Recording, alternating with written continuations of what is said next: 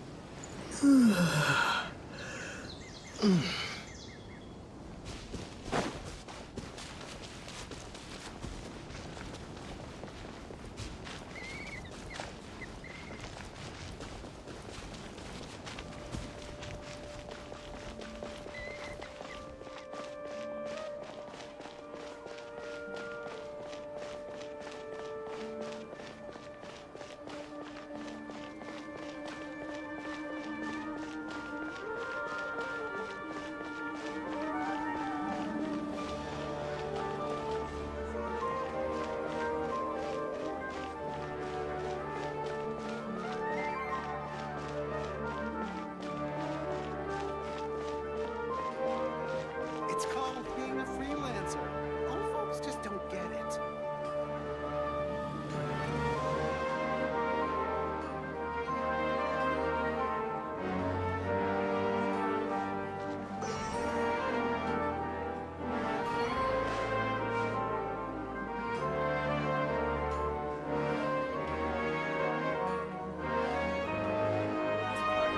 It's called being a freelancer. Old folks just don't get it.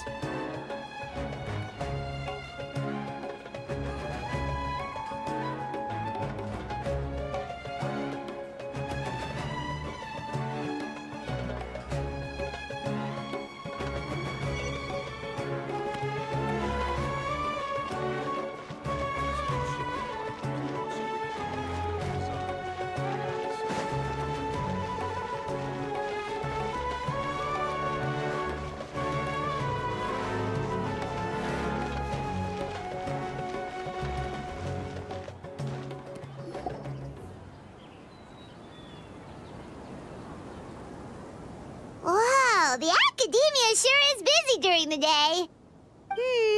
But where should we go looking for people that we know? Traveler, Paimon. Cyno! It's been so long since we last saw you!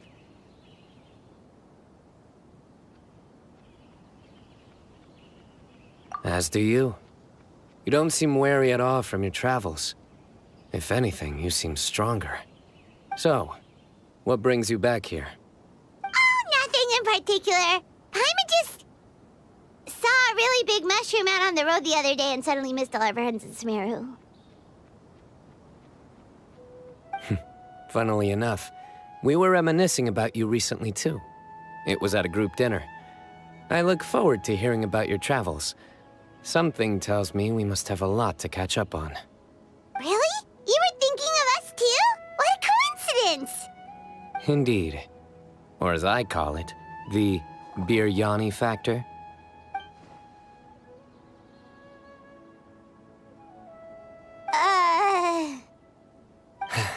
You really want me to say the rest? Okay. It's always rice to meet stew again. Oh, darn, he said it.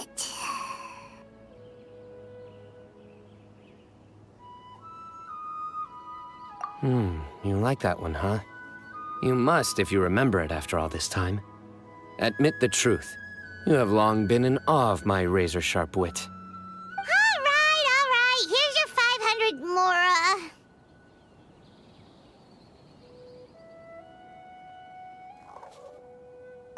You're exaggerating. It's only 500 Mora. Hey, 500 Mora is still a lot of snacks to Paimon. All right. I'll treat you to some desserts later. Anyway, I'm actually investigating a case right now. My mind is focused on work, which is why I didn't complete the joke at first. A case? What happened? Nothing major. But after finding out who was involved, I decided, on reflection, to handle this one myself. Need any help? We only came here to hang out, so we've got the time. You may as well take us with you, and then when you're done, we can, you know... Such enthusiasm. Are you worried I'll forget about treating you to some sweets if you're not around to remind me? What? No! All right, was it really that obvious? Obvious enough. Still, it's a fine idea. You are the heroes of Sumeru. It makes perfect sense to work together. All right, follow me.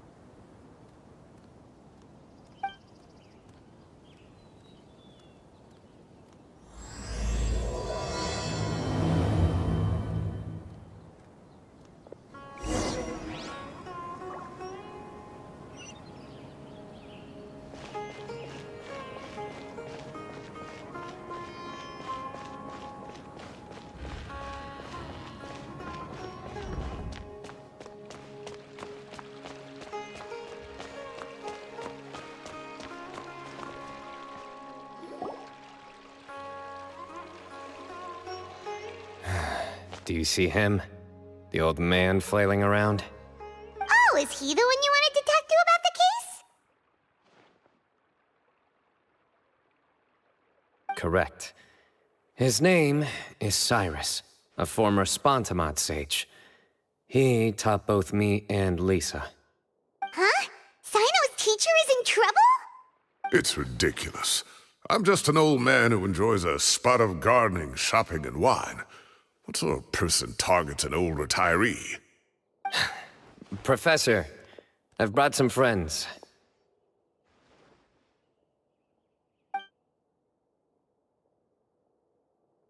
Ah, Cyno. Now who do we have here? Hold on, let me think. A flying fairy dressed in white? A youth who does not seem to hail from this land? My goodness. You must be the legendary traveler in Paimon. I've heard all about what you've done for Sumeru. Wow, looks like we're really famous. I've told him about you before. You are my friends, after all. That's right. Let me summarize the situation. A couple of days ago, Professor Cyrus suddenly received a threat letter. A threat letter? Exactly. Who sends a threat letter to an old man like me, for goodness sake? This is the letter in question. Cyrus, I have uncovered your secret. If you wish to prevent it from going public, leave 10 million Mora at the back door of the cafe. Secondly, don't come looking for me. You'll never find me. But I will always be watching you and all of your secrets. Finally, if you dare to report this to the Matra, there will be consequences. Wow, they sure didn't mince their words. Clearly, this person must be desperate for Mora. 10 million Mora, what a joke. I'm just a single retiree with nothing to my name beyond the tomatoes in my garden. Where do people think I'm hiding 10 million Mora, huh? In my tomatoes? There were no witnesses, so currently the letter is all we've got.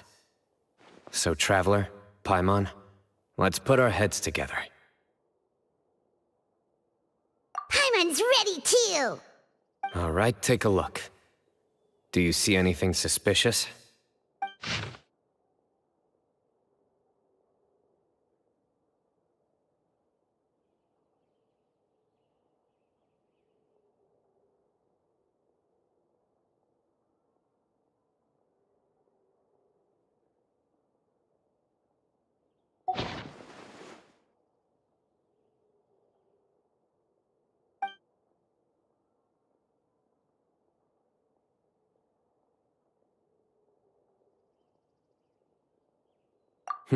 Very good.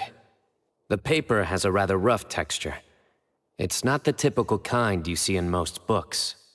Another thing is, some of these strokes look kind of blurry. Could there be an issue with the ink? Possibly. And I bet the paper has something to do with it.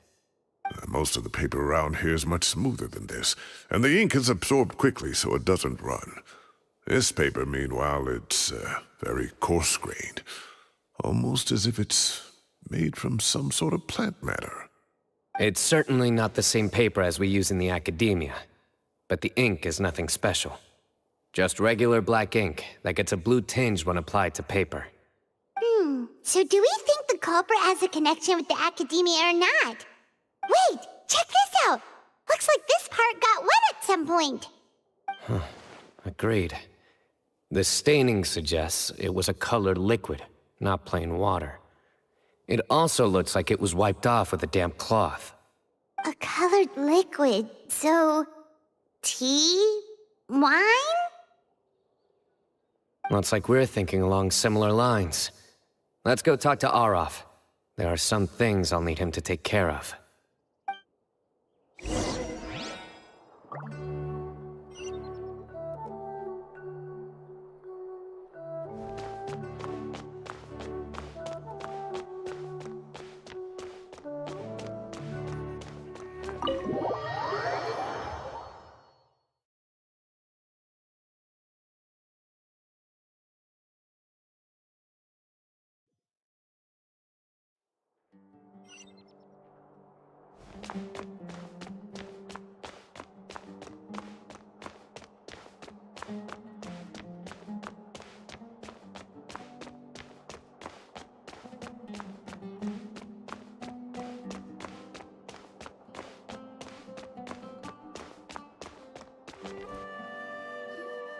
Aureus. Ah, there he is.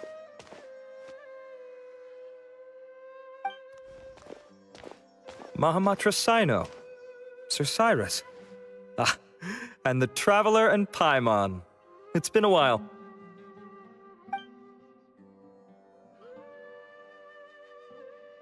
As such, I'm inclined to believe that the culprit in this case is a student at the academia. Somebody young and strapped for cash. Oh, one last thing. I'd start your investigation by taking a look at the cafes in the city. Oh, of course! You think the culprit spilled their coffee on the ladder, huh? They do look like coffee stains to me. Also, if I'm not mistaken, the letter is written on a type of scented paper that has aromatics added during the manufacturing process.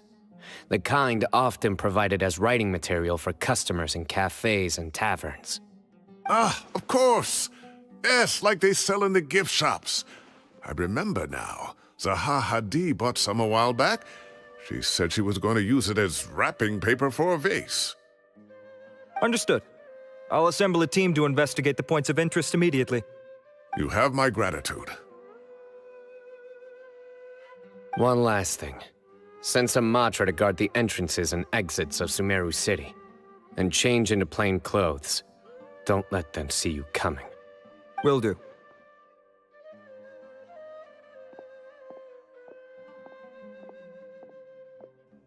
Great thinking, Cyno. So, where do we think the culprit's at right now? Yeah, they've probably been lying low at home waiting to see how Cyrus reacts. You're right, Paimon. Really? Which part? The culprit's approach. Whatever happens, they need this Mora. But just because they warned Professor Cyrus not to go to the Matra, doesn't mean they know what he'll do next. So, like you said, they need to wait and see. And crucially, the culprit said they'd be watching the professor's every move. Huh? Wait, are you saying...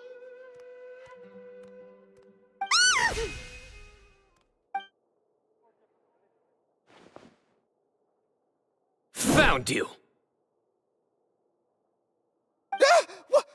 What are you doing? You wrote the threat letter! I don't know what you're talking about. What threat letter?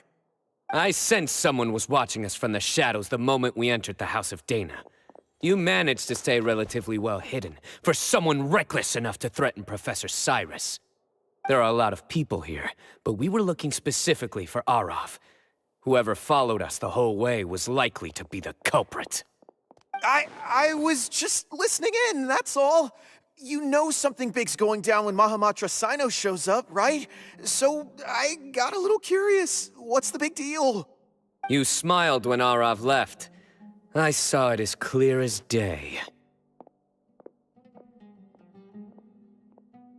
Is smiling a crime now? There are coffee stains on the letter. You mixed some coffee with water, gently smeared it onto the paper, then wiped it off with a wet cloth, all to create the impression that the letter was written at a cafe.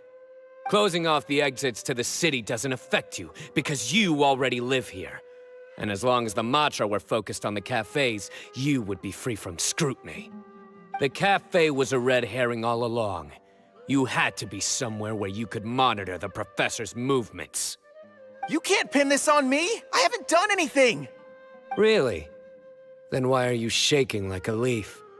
The innocent have no reason to fear the Matra. But you... your heart's racing, and your eyelids are twitching. You're a terrible liar. I would never... Don't try anything or you'll pay the price. Now come with me.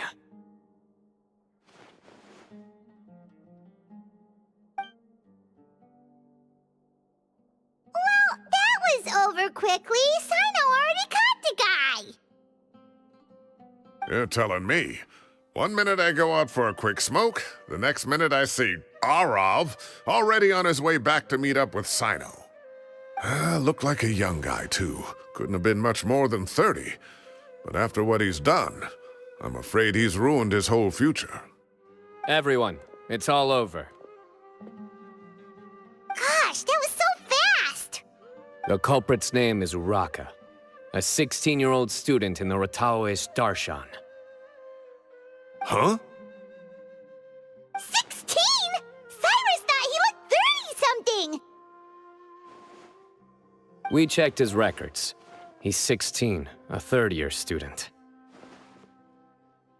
But he looks so old. Yeah, seriously! Foolish child. He's too young for the criminal life. What the devil drove him down this path? We questioned the culprit regarding his motives. Oh, just spit it out. Nothing can surprise me at this point. Very well. It's our understanding that Uraka is a mediocre student who has been underperforming in his classes. He started taking extra tutoring to improve his grades, but developed a gambling habit around the same time and lost a lot of mora. Down on his luck, he went to the tavern for a drink and overheard some people chatting about Sir Cyrus's comfortable retirement. They mentioned that he's always arguing about his tomato plants with some old woman on the street. Some old woman on the street? Goodness gracious, has that rascal attended a single one of his classes? That old woman is Kasharwar's very own professor, Zaha Hadi. How can he not know who Zaha Hadi is? Is this going somewhere? Oh, right, yes. So another thing. We don't just argue about tomato plants. And what are they trying to insinuate by comfortable retirement? A man grows a few vegetables and suddenly he's living a life of luxury? Maybe it's more the fact that you have the time to grow vegetables in the first place. Uraka mentioned he'd heard a rumor, alleging that Sir Cyrus illegally obtained a large sum of money from the desert before retiring, and kept it for himself instead of reporting it to the academia. Uraka believes this money to be the reason why Sir Cyrus hasn't kept up with any academic research or other projects since his retirement. And given your advanced age, he thought you'd be an easy target to blackmail. Oh, Uraka. I'm at a loss for words. I'm so angry I don't know where to start.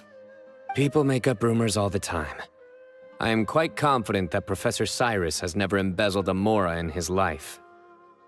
Arav, You'll have to find some excuse to interrogate Araka again later. I need you to deliver a few firm fistfuls to him on my behalf. I completely understand how you feel, Sir Cyrus, but I'm afraid that course of action goes against the Matra's principles. Professor, there's no need to be childish about this. Oh, come on. I was clearly joking. Okay. Where does this go from here? The Academia will determine the appropriate disciplinary action against the student. And as for the individuals spreading rumors about the professor's obsession with tomatoes and some old woman on the street, there could be a slander case here. The Matra will continue to investigate. Who said I'm obsessed with some old woman on the street? Mind your wording or you'll start a whole new rumor. You seem confused. Oh, don't you understand?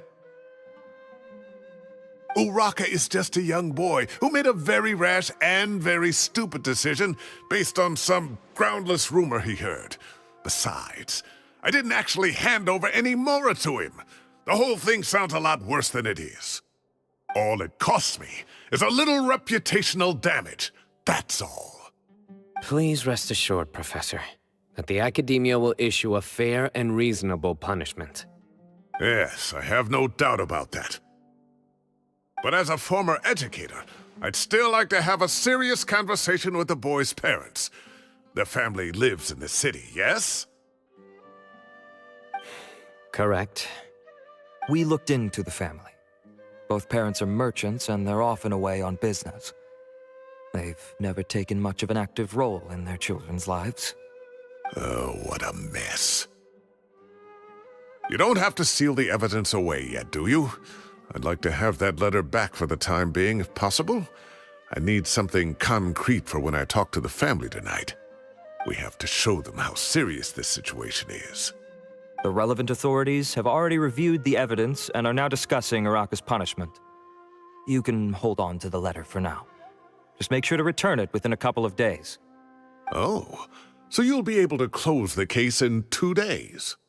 Give or take, cases like this are quick to resolve. Very good. Well, thank you for all your help. Perhaps we can all go for a meal together.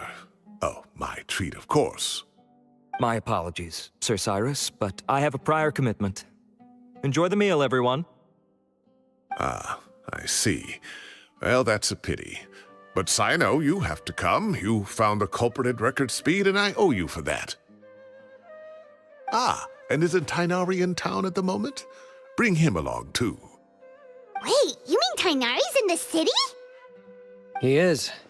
Tighnari's master, Sir Nephis, called him and Kale to the Academia to help out on a project. They should be at Nephis's office at this hour. Though I must say, I'm surprised you're extending an invitation to Tighnari. Did you do something to offend Sir Nephis? Don't be outrageous. Nephis offends me all the time. It's never the other way around. Anyway, hurry up and fetch Tighnari. I'll head over to the tavern with the Traveler and Paimon. See you there. Go on now. Don't keep us waiting.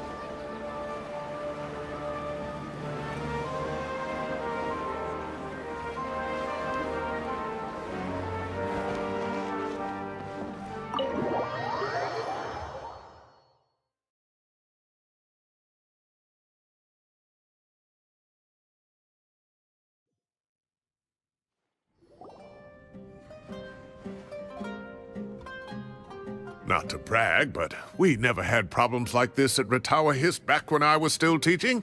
And if you don't want to take my word for it, you can ask them.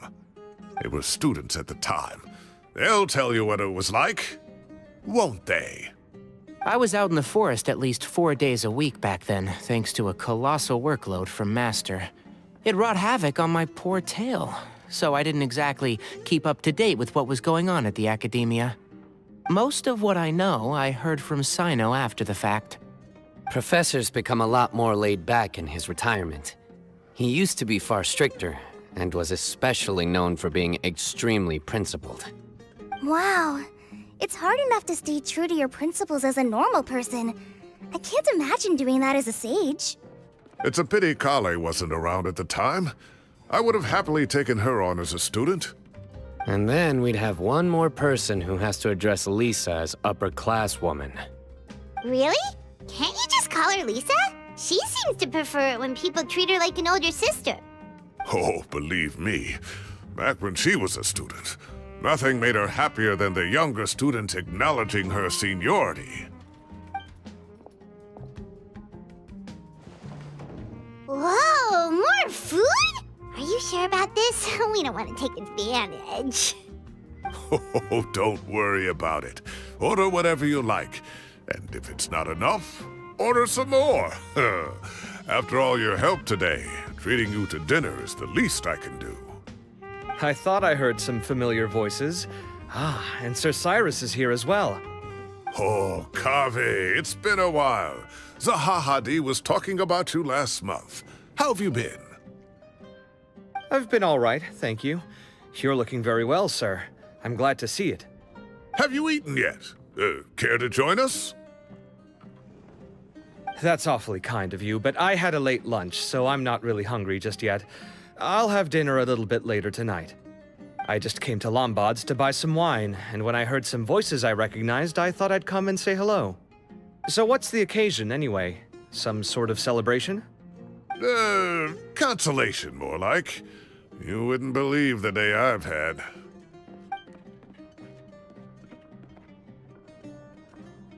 Sounds like things have really gone downhill since I was there. My whole time as a student, I've never heard of anything remotely like that. I can't believe how young the guy is. Oh, what are his parents going to think? Young people are always more susceptible to making rash and ill-advised decisions. Their minds are still developing. It's just an unfortunate fact of life.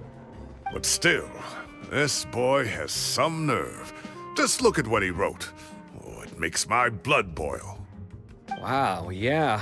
Jeez. I will always be watching you and all of your secrets.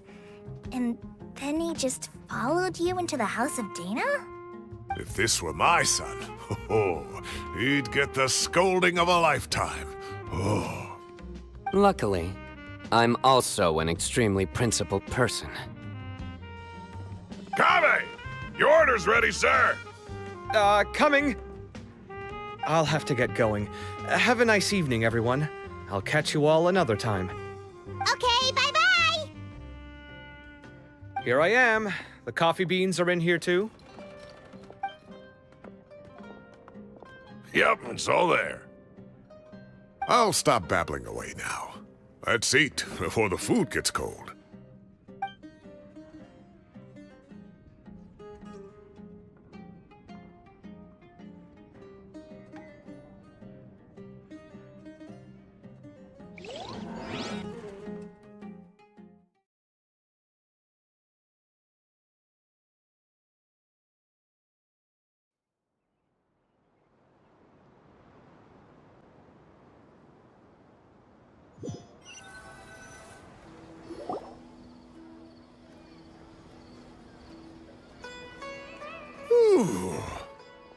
Oh, too tasty.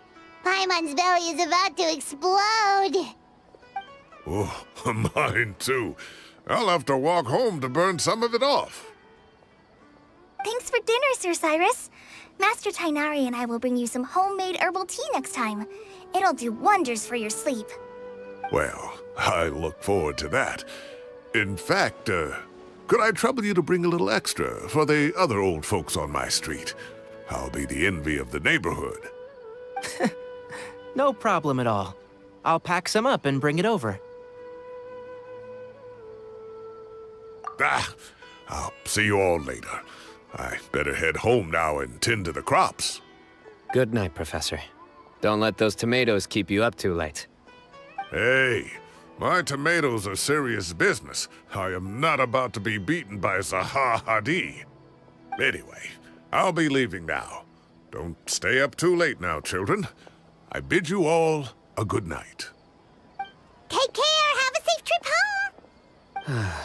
All right. Now, we finally have some us time. What do you mean, us time?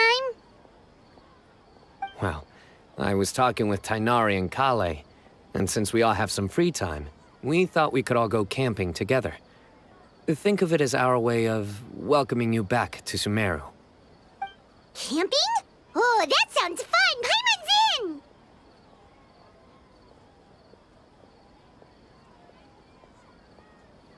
Wait, no! That's my job! Don't take it away from me. Why don't you and Paimon help out Master or Cyno? You don't have to play the hero when you're out with us. This is your chance to just, laze around and switch off for a bit. Everyone, let's meet tomorrow afternoon at the riverbank to the southeast of Gandharvaville. No need to bring anything.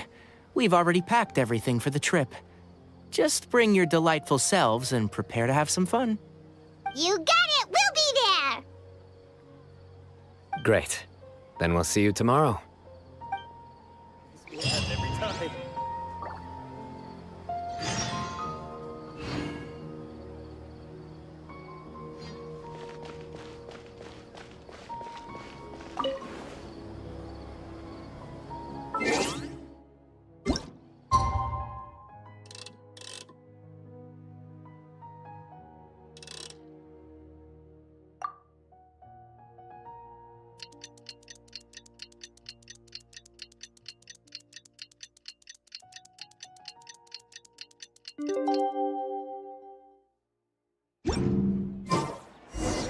Time to set off. Let's head to the southeast of Gandharvaville and meet up with the others.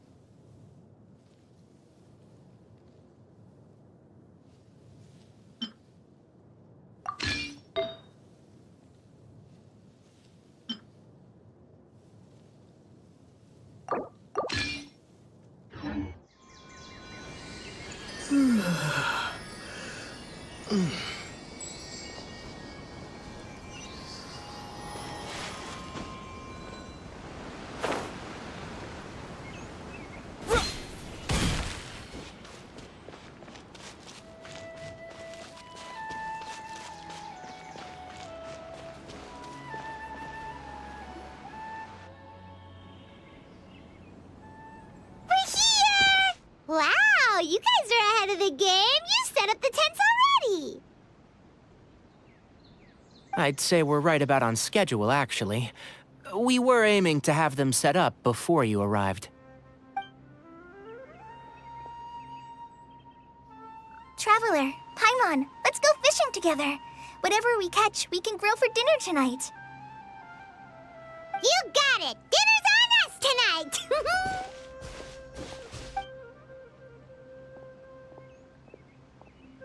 I hope I can contribute too. The other forest watchers gave me some fishing tips a little while ago. I'm really looking forward to giving them a try.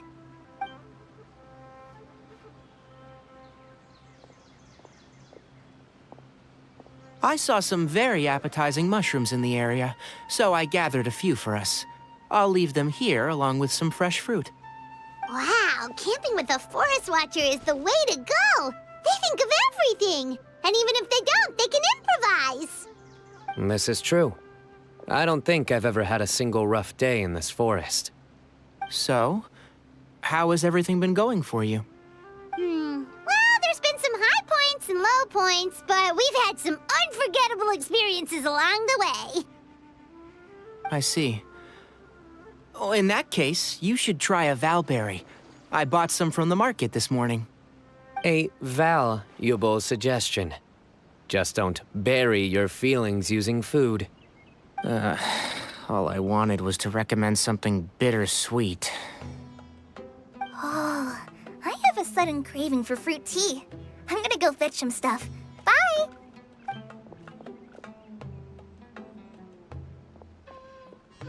She sure made a run for it.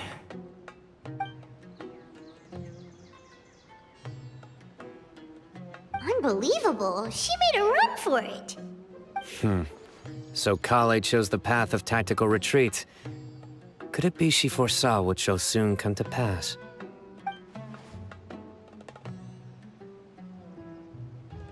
My dear friend, you know what I am about to say.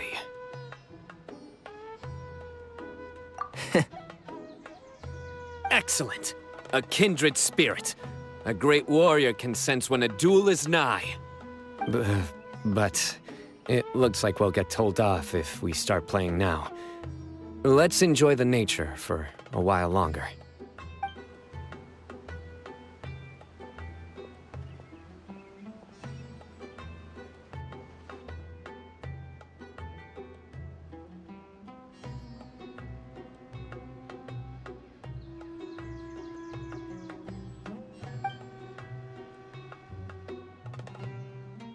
We got a bite! I'll reel it in.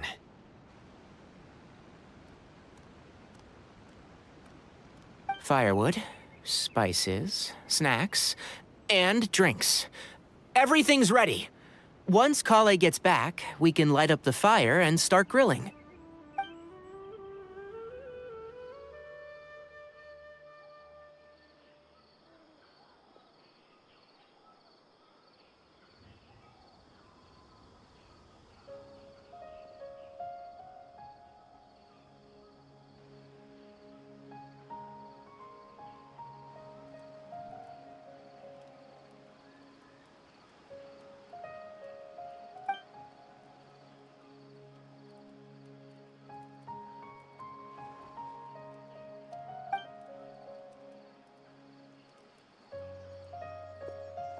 There are 3 tents.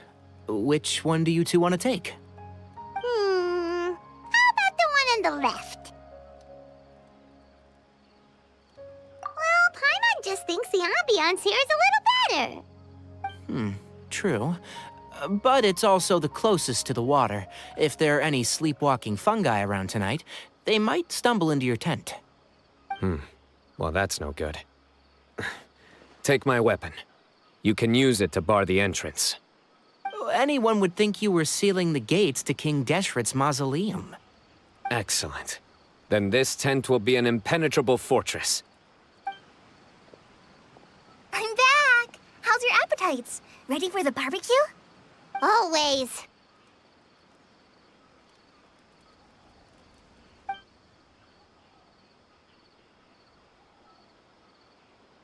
Oh, it smells so good. Paimon's drooling.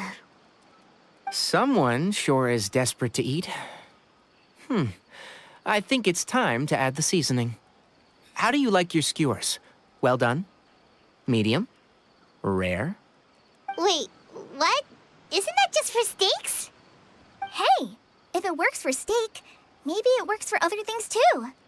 Medium well for me. Okay, these are about ready now then. It'll be a few more minutes for anyone who wants theirs well done.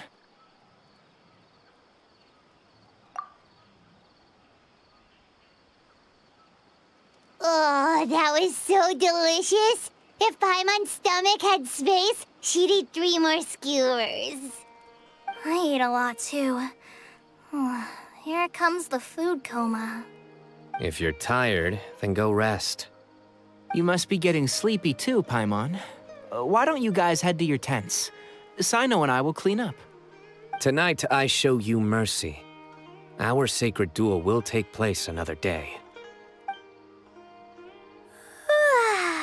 Good night.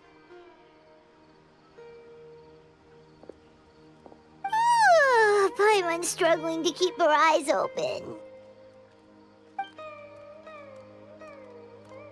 Oh, don't forget this. The Staff of the Scarlet Sands. Wait, you were actually being serious about that? It's a very powerful weapon. Try it. Paimon can't even lift that thing. Fair enough. You sure you don't want it?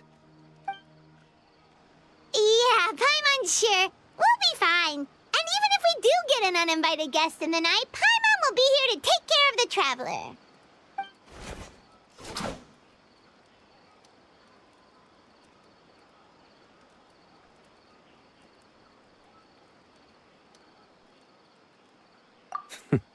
That reminds me of a parting king of invocations. I'll tell you about it tomorrow. But right now, it's time to rest. Sleep well and sweet dreams.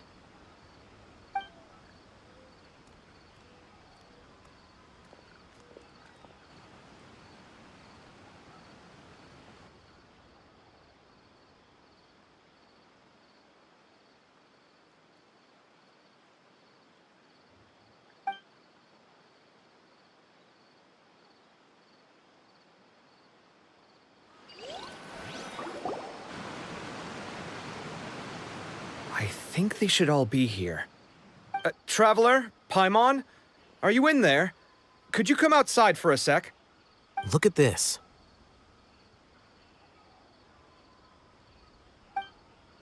What the? What's this sword doing here? Is it supposed to keep out intruders? Evidently. Huh? Who is it? Oh, what time do you call this?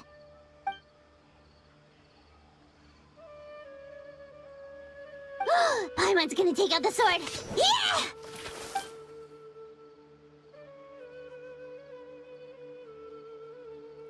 Oh, hey them, Kave! What are you doing here? It's the middle of the night!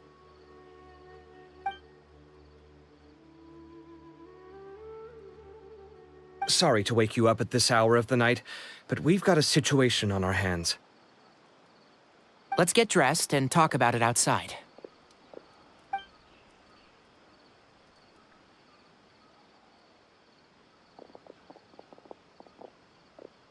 Something has come up. And since it pertains to Cyrus and Cyno, I deemed it essential to inform you all. Whoa, back up. Let's start from the beginning.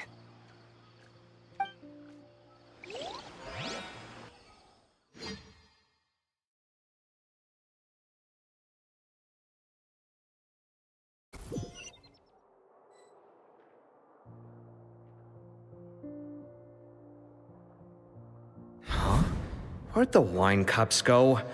I could have sworn I left them here after I washed them. Ah, there they are. I'll have a cup too.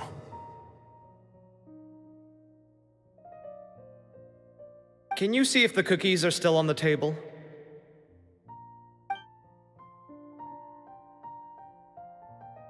They are, and so are the fruits.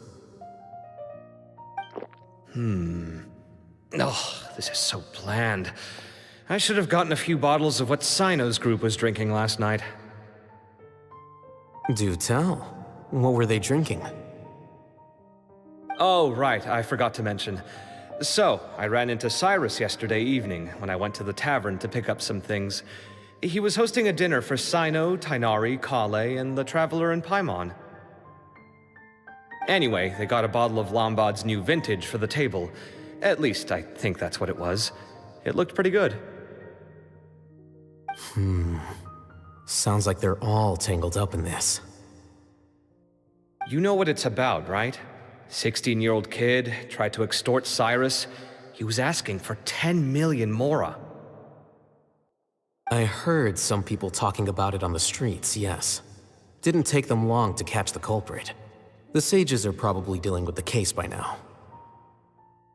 I wonder what Sir Nephis and the others will make of it. Oh, Cyrus showed me the extortion letter, too. It was crudely written, but the paper had this beautiful pattern on it that I've never seen before. Really caught my eye. Give me a sec, I'll sketch it out for you.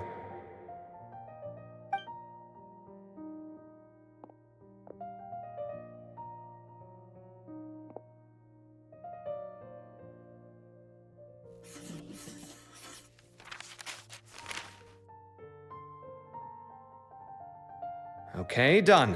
Take a look. You see what I mean? I don't think I've ever seen writing paper like this around before. God knows where the culprit got it from. Interesting. These are all motifs associated with the tribes of the desert. What? Really? Take this, for instance. Looks like an outline of a spire, similar to the kind found on some ancient palaces.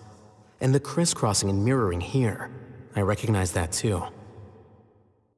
It bears a striking resemblance to an ancient emblem, one that hasn't been used in a very long time. Whose emblem is it?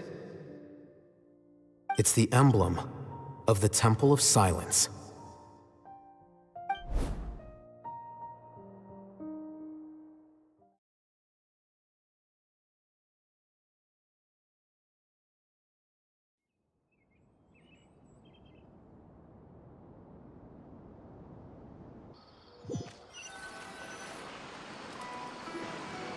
After discussing it with each other, we both agreed that something didn't feel right, so we went looking for you. This was a long way to come from the city. Alhaitham figured you were probably with Tighnari, so Gandharvaville was our first stop. But the Forest Watchers told us that you'd gone camping. Then, just as we were heading off to the campsite, we ran into Cyno. He said he was on a supply run. We exchanged a few words, and then he ran off. Hold on. So what's the deal with that emblem you were talking about? The Temple of Silence, you said? What is that? Should we be worried? Is everything okay? Give me a second. Let me get Kale.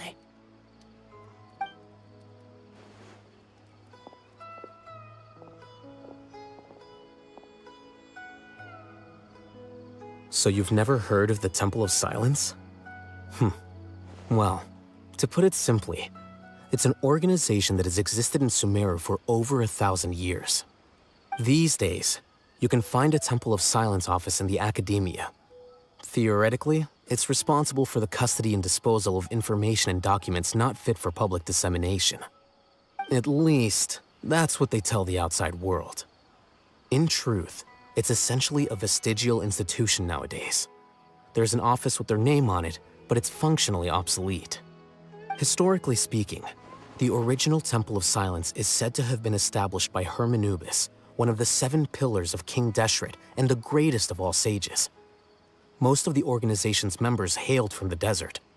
By contrast, None of the Academia Temple's current members are from the desert region, nor do they use any symbols connected with the desert folk. So the Temple of Silence at the Academia is just a fake? Wow. It's possible. The real question is, why? My guess is they're covering something up. So, how do you know all this? Sounds like some pretty top-secret stuff. Did you forget?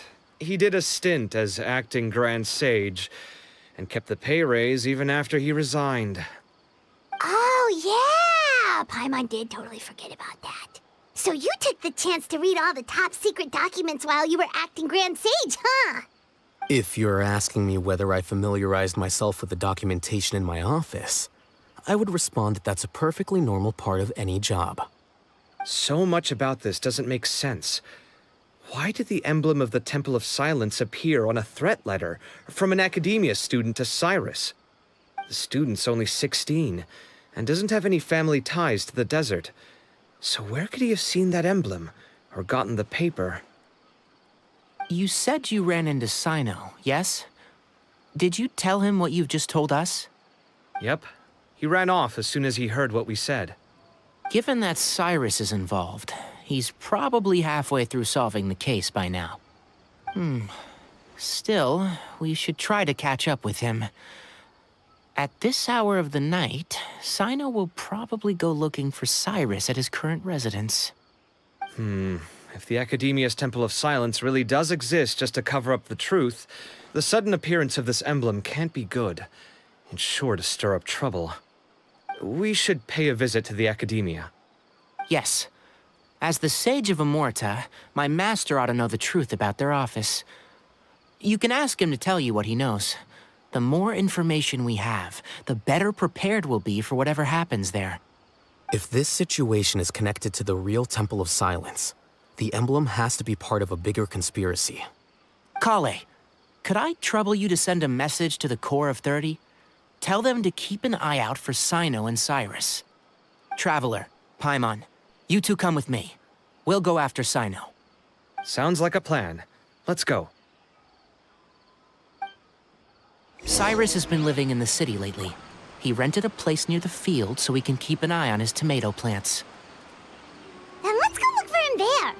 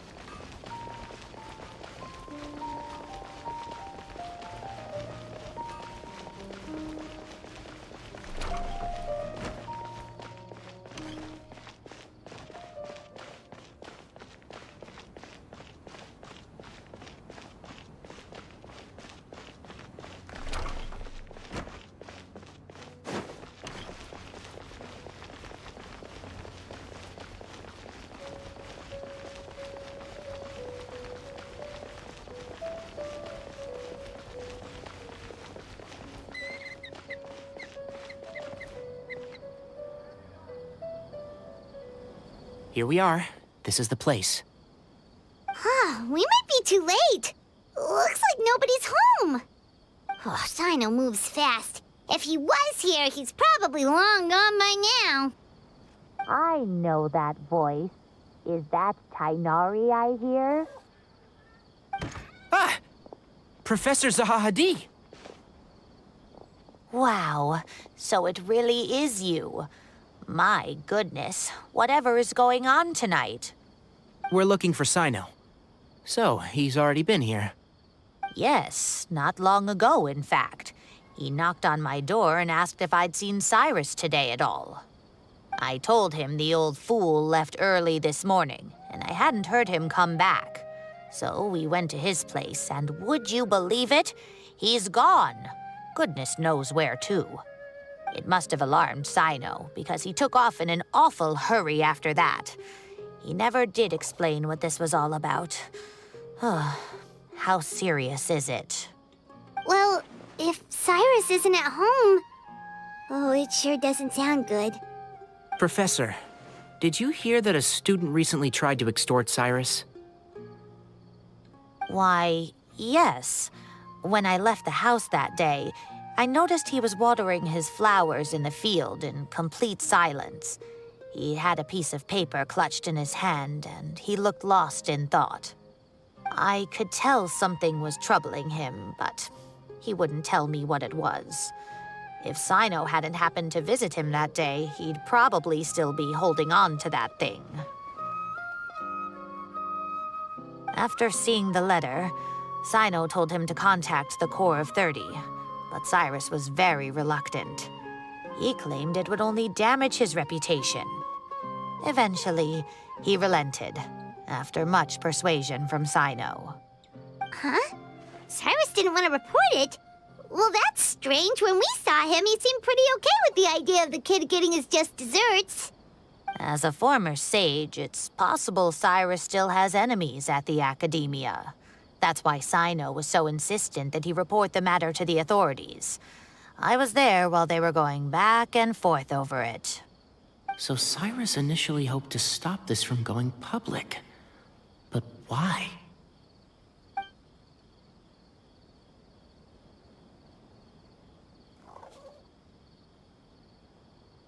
Oh, dear. What on earth has that old fool gotten himself wrapped up in? Oh, I do hope he's not in danger. Oh, I almost forgot. Cyno left me this letter to pass on to you. He wrote it when he came by earlier. He realized you might come looking for him. Thank you. What does it say? Let Paimon take a look.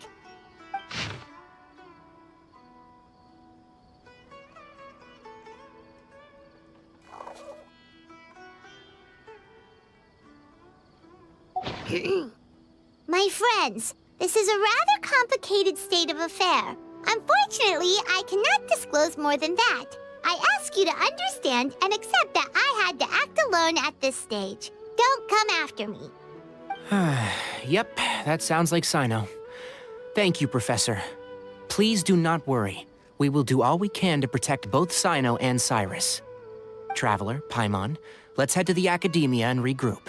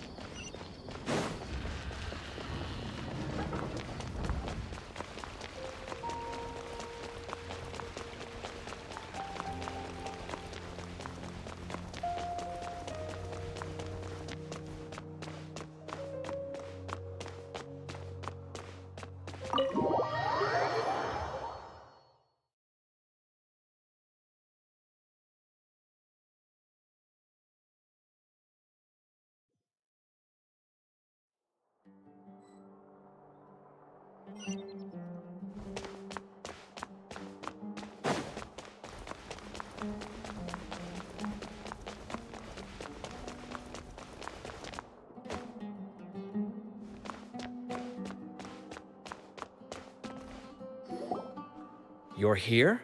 I thought you were going after... Ah, I guess you lost their trail. We went to Cyrus's house. No one was there. Cyno got there before us, but he was long gone by the time we arrived. He didn't say where he was going? No, he left us a letter and told us not to go after him. Can't say I'm surprised. Typical Cyno. Anyway, some updates on progress on our end. I drew the emblem from memory again, but in more detail this time.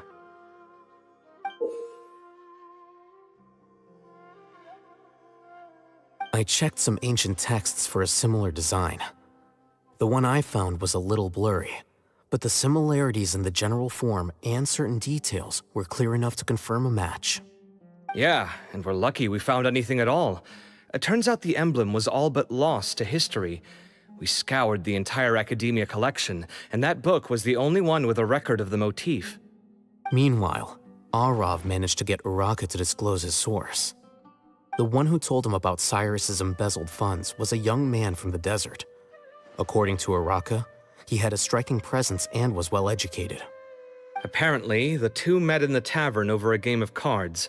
The guy claimed to be in the city for business as part of a merchant caravan.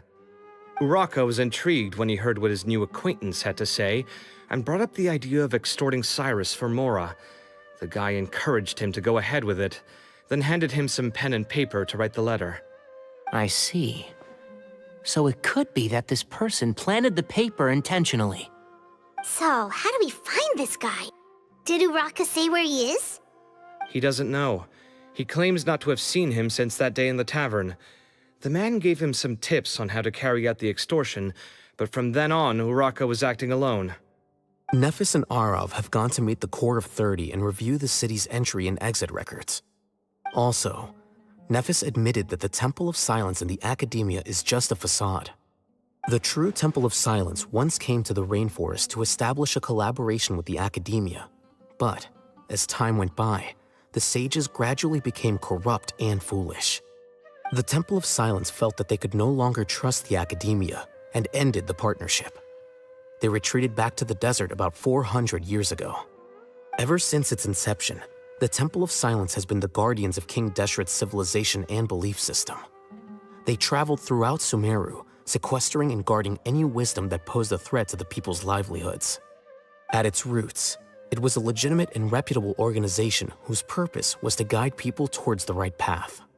The Academia of the day knew that the split would damage their reputation if it became a matter of public knowledge.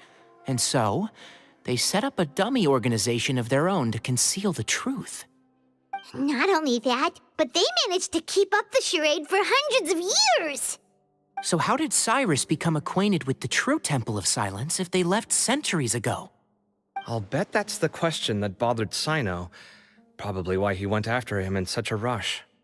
Whoever is behind this, getting Uraka to extort Cyrus was only the first step of the plan. Their true goal in doing so was for Cyrus to see the emblem on the letter. He must have recognized it right away. That'll be why he didn't want to involve the authorities.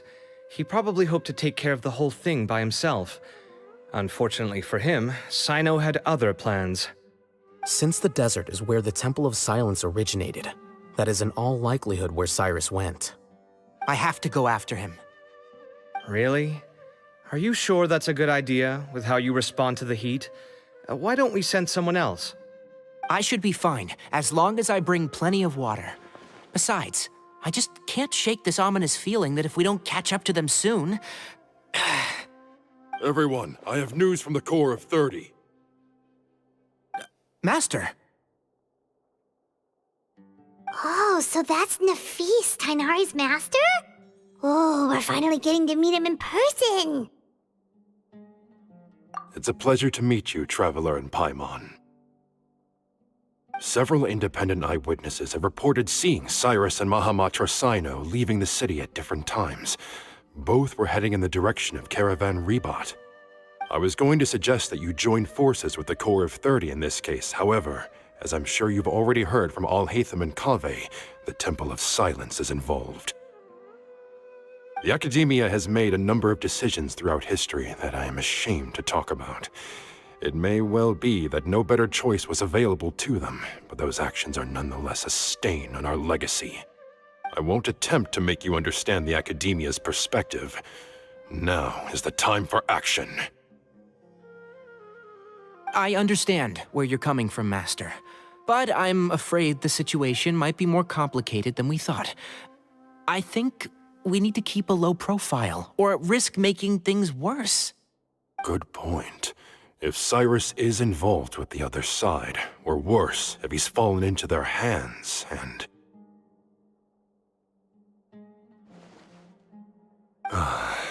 Everyone, we have to get Cyrus and Cyno back safely. We cannot afford to lose them. Need our help? Whatever you need, we got you covered. Really? Wonderful. You have my most sincere gratitude. Arav and I will continue to follow up on the lead from Uraka. Kaveh, Scribe Alhaitham, I'd like to ask you to cover the duties of the House of Dana. Tighnari, you're planning to go into the desert, correct? I am. Kaveh, I'll be okay. You stay behind to help Master and Alhaitham. Well, if you're sure... Okay. But be careful. Thank you all. Arav, let's go! You'd better get moving. Don't forget to ask for help when you need it. Will do. Let's go, Tighnari. Hopefully we can catch up with Cyno before it's too late. Knowing him, he's probably covered a fair distance already, but we still have a shot. Let's take it.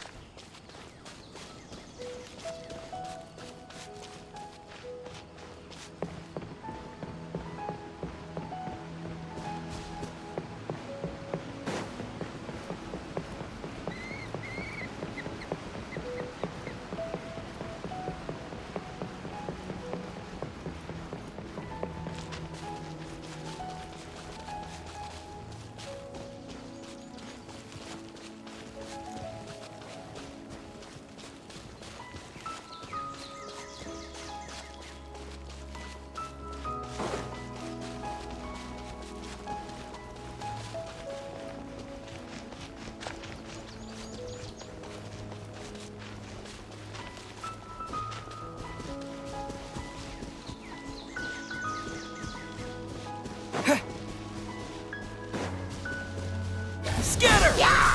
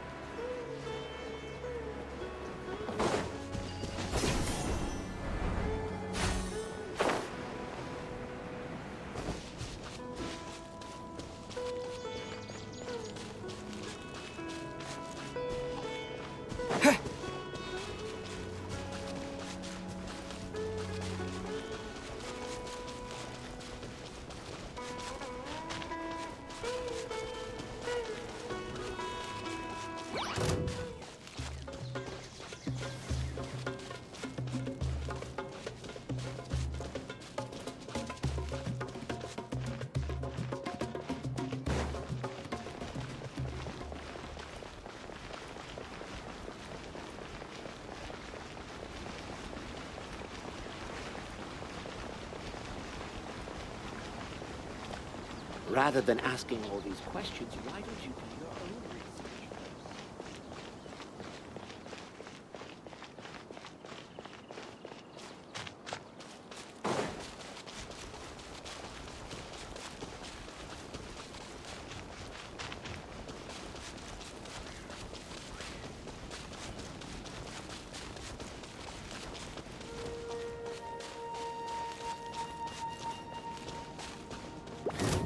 Propagate!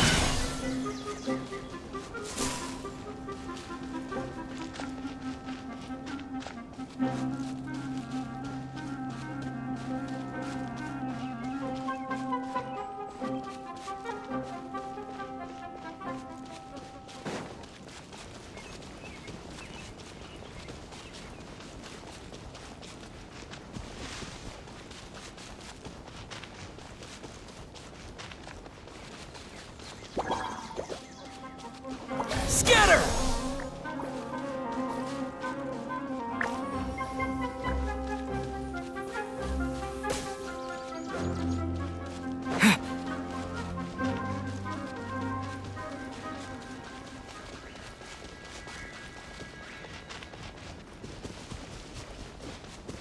Yeah!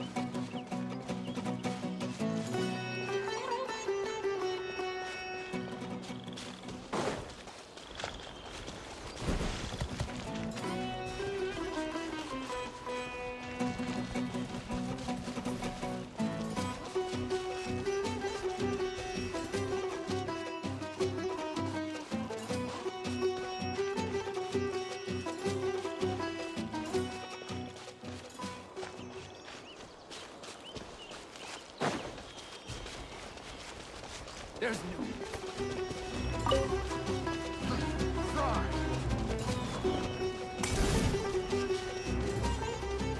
Propagate! New punching bag.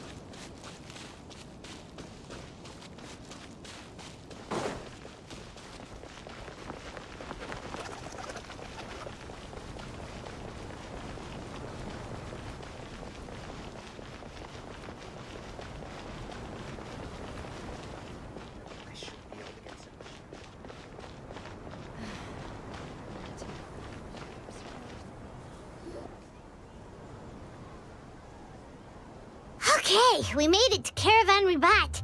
Where should we go next? Maybe we should ask the nearby guards if they've seen anything. Hold on. Look over there. Is that Dia? You sure you want to brave the desert alone? I mean, it's your choice at the end of the day, but still. It's not my first time. I'll be fine. Cyno. If you're really going to go through with this, then at least take our advice. When you're packing for your trip, budget for 5 days more than you plan to spend out there. Makes sense. Okay, I'll go get ready. Thought we might find you here. You're trying to retrace Cyrus's steps, aren't you? Didn't I tell you not to come after me? I thought I had a good lead on you. Well, sorry, but we never agreed to that. Why would you go off on your own like this? Nothing personal. It's just a complex situation. And I'd rather not involve anyone else if I can help it. Takes a special kind of person to get Cyno chasing them all the way out to Caravan Ribat. But why so coy today, huh? You only gave us his age and description. Why can't you reveal his name? Is he Sumeru's most wanted or something? Oh, also, hey guys, it's been a while. Dia and Candace! So nice to see you. Actually, seeing all of our friends is the whole reason we're here. You're looking well. Glad to see it.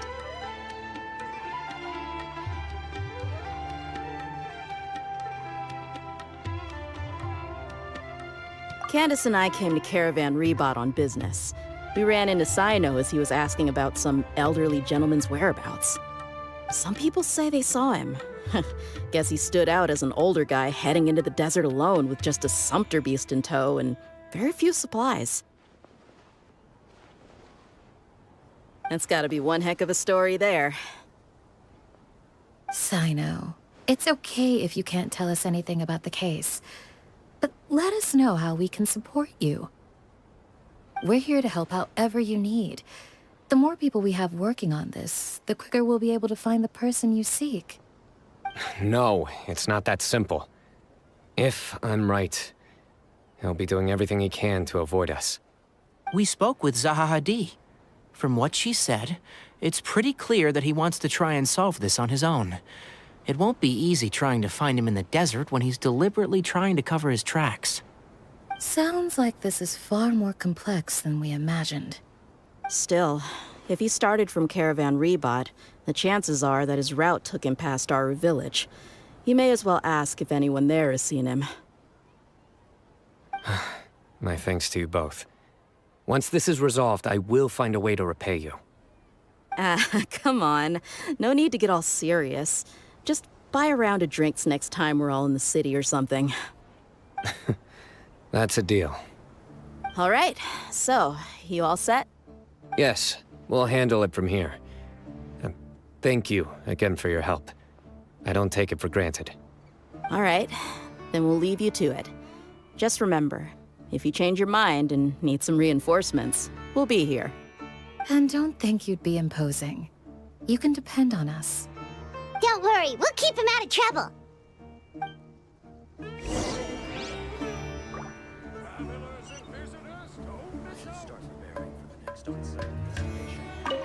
Cyno should count himself lucky that the Traveler and Tighnari got here when they did. What was he thinking, trying to play the lone hero? The desert tests the character of all who enter it, and only those with wisdom and courage shall prevail. But take heart. With his companions by his side, no harm will come to Cyno.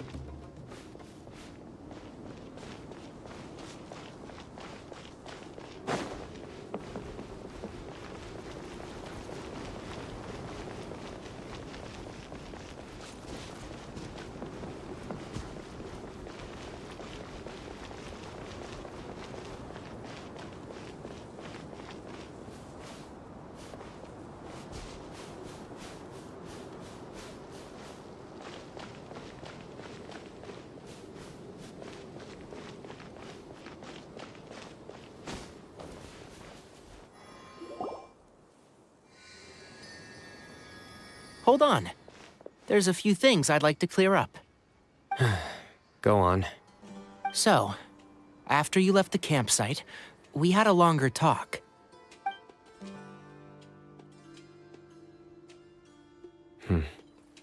Clearly, we've only scratched the surface of the Temple of Silence question. It doesn't surprise me at all that the one in the Academia is a fake. Do you have any connection with the Temple of Silence? I do. I trust you're all aware of the spirit that gives me my power. Hermanubis, the original founder of the Temple of Silence. Due to my unique constitution, I was put through a number of trials in the desert when I was younger. Later, I met the professor, and he brought me to Sumeru City. But my memory of that time is hazy. I can't recall much. It's a good thing that Kaveh noticed the emblem on the letter. Without that, I don't know if we would have connected the dots and realized there was more to this case than mere extortion. I did not recognize that symbol at all. Whether that's because I've never seen it, or because my memory fails me, it's hard to say. Yeah, you're right. Thank goodness for Kaveh, and for Alhaitham's diligence during his time as acting Grand Sage. But Cyrus must have recognized it right away, right? Otherwise, he wouldn't have had any qualms about you reporting it. Oh, maybe his connection to the Temple of Silence goes even deeper than yours. I suspect so too. Professor has never once mentioned the Temple of Silence in conversation. And whenever the conversation turns to Hermanubis and the concept of spirit indwelling, he avoids going into any depth. Well, speaking of avoiding things, you do realize, don't you, now that we've caught up with you, you're stuck with us for the rest of the way. I am aware. And I have accepted it. Or rather, I don't see how I could manage to ditch you en route, so I might as well accept that you're coming with me. That's right. Fact is, we're coming with you whether you like it or not, so the best option now is to try to look out for each other. Ha! Fair enough. Then at least let me buy you a drink once we're back in the city. Works for me.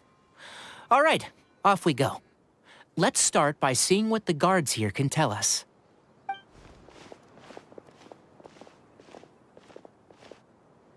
Hello.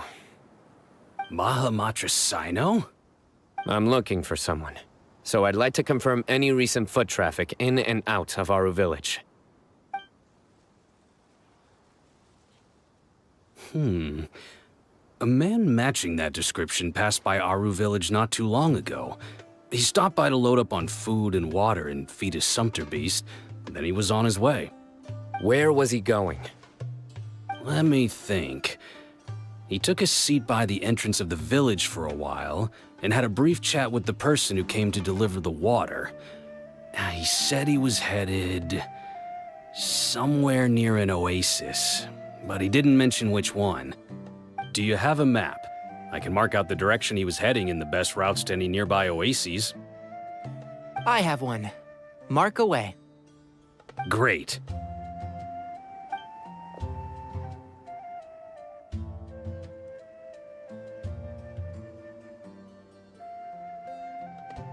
There you go. Thank you so much. You were a great help. You've got a really good memory. Ah, you're quite welcome. Just doing my job. Best of luck. I hope you find him soon.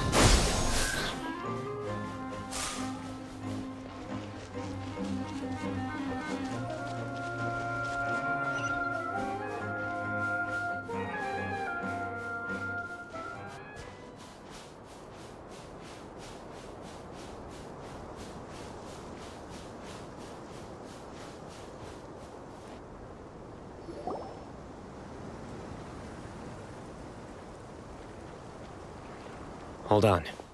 I see some people over there. Do you think it's safe to ask them what they know? Should be. I'll go... No. I'll do it. Huh? Why can't Cyno go talk to them? What difference does it make? Given my background, appearance, and the way I dress, I might not be the most welcome visitor here. Just in case, it's probably better to let a more neutral party handle things.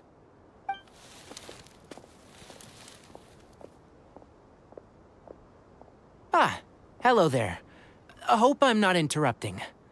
My friend and I are looking for an elderly man who's gone missing around these parts. Any chance I could ask you a couple of questions? Oh, a missing person, huh? Sure. What do you want to know? I'm just wondering if you've seen him. Let me give you the details.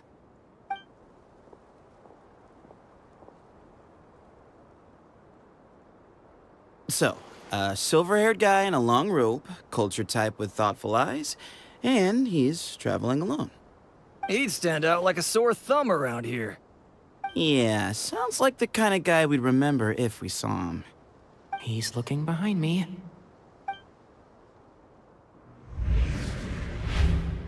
Uh-oh. That guy's looking our way. Your friend over there stands out a lot, too.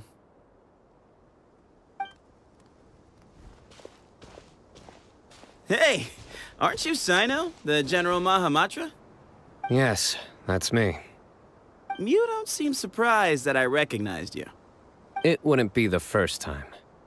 Oh, you're the one looking for the old man who's gone missing, aren't you? I have a bad feeling about this guy. Someone's on edge. You don't trust me much, do you? No need to hide it. I understand why you're wary of us. Still, you came to us asking for help. Do you want it or not? I thought you were a group of merchants. Seems I was mistaken. Your henchmen don't look like much, but something tells me they put up a better fight than most mercenaries. Hey, hear that, guys? You're my henchman now. Suits me, as long as I get paid for it. Just cut to the chase already. I'm running out of patience. All right. Come with me. All of you. Don't you want to find your friend? Silver-haired, long-robe, culture type with thoughtful eyes? Sounds like there's a whole other side to Cyrus I didn't know about. So you know where he is? Just follow me. I'll take you to him.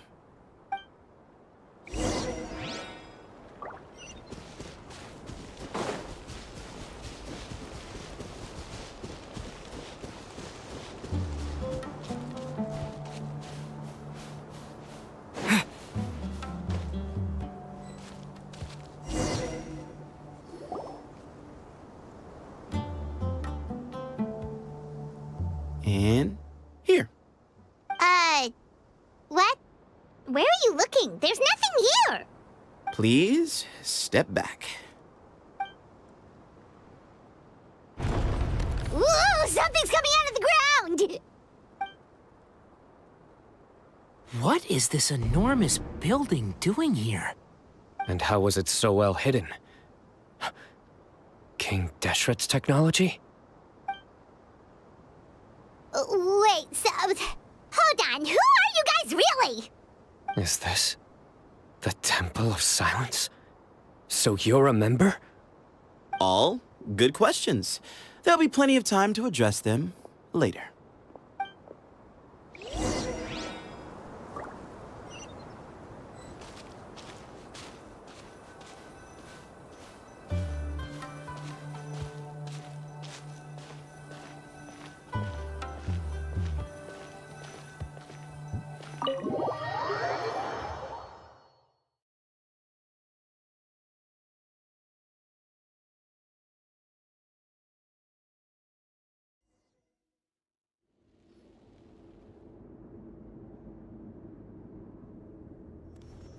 This is not what Paimon was expecting to find in the desert, especially not hidden right next to an oasis. Ooh, Paimon's scared. They must have kidnapped Cyrus. Do you think this is the guy Raka met in the tavern? What's wrong? Thinking about your professor? I just hope for your sake you haven't done anything you might regret. Me too. Hope I haven't done anything to incur your wrath. Wait, so... Hold on, who are you guys really? Is this the guy Raka met in the tavern? What's wrong? Thinking about your professor? Me too. Hope I haven't done anything to incur your wrath.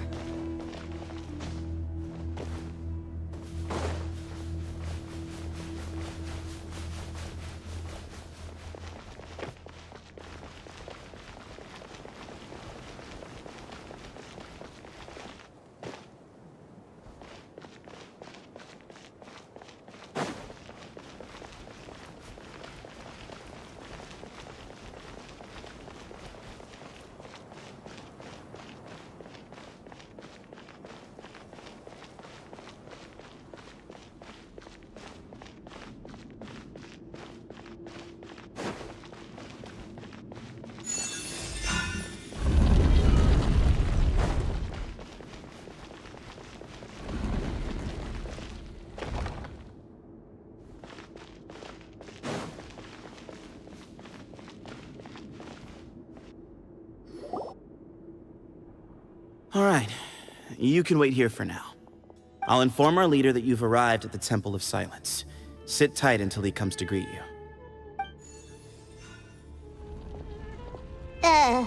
So he's just gonna leave us here unattended?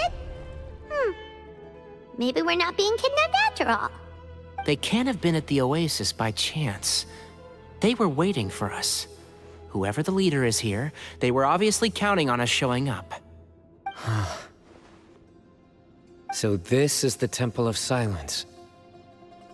After leaving the rainforest, they hid themselves here? Hey, look! That guy's coming back. Don't worry. Someone will come and call for you soon. What's your name?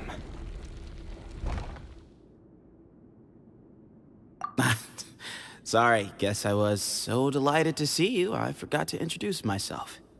My name is Sethos. I'll be here if you need me, but I'm not planning on answering all of your questions. Other than that, you can occupy yourselves however you see fit. So we're free to explore by ourselves? Yep. I mean, I'm not worried about you running off. Cyrus is here. And unless I've misunderstood, you're all quite anxious to see him again. He's right. Well, if we've got some time, we might as well take a look around.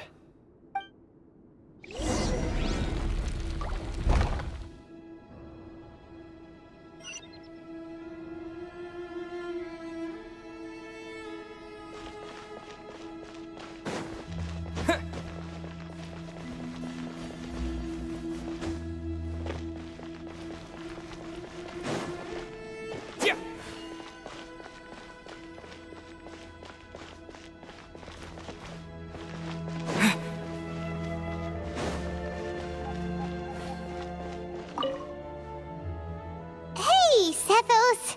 Have you got some time to chat? Sure. Although, I'm assuming by chat, you mean you have questions for me? I don't blame you. Anyone else would. Not often. The Temple of Silence is a place of quiet and solitude. We don't get too many visitors. Yes, that was me. Although, tricked is a stretch. He was asking everyone in the tavern about ways to make some easy money. He insisted that nothing was off the table, even if it broke the law. So, I told him that Cyrus had embezzled a large sum of mora from the desert. So you framed Cyrus for a crime that he did not commit? No. That's not entirely true. Let me jog your memory. The letter just said that he had uncovered Cyrus's secret. It didn't say what secret that was. Of course, Uraka was a great accomplice, really. Very cooperative with a little bit of wine in him. Did exactly what he was told. And not much of an original thinker, though. It doesn't surprise me that he struggles academically. Why did Cyrus leave for the desert as soon as he received the letter? You'll have to ask him that one yourself. Certain things I can't answer for him. I'm neither judging nor defending him. All you need to know is that he recognized our emblem, and it was his own choice to take the bait. What kind of question is that? He's the General Mahamatra. Everyone in Sumeru knows who he is. Right, but back at the Oasis, you can't have known who he was for sure, or you wouldn't have asked him. So, what we're really asking is, have you never seen him in person before? I've lived in the desert my whole life. Guess you could say I've never had the pleasure. Ugh, why does Paimon feel like this guy's not being straight with us? Come on, we've only just met. If I give you all the answers up front, you'll have nothing left to look forward to.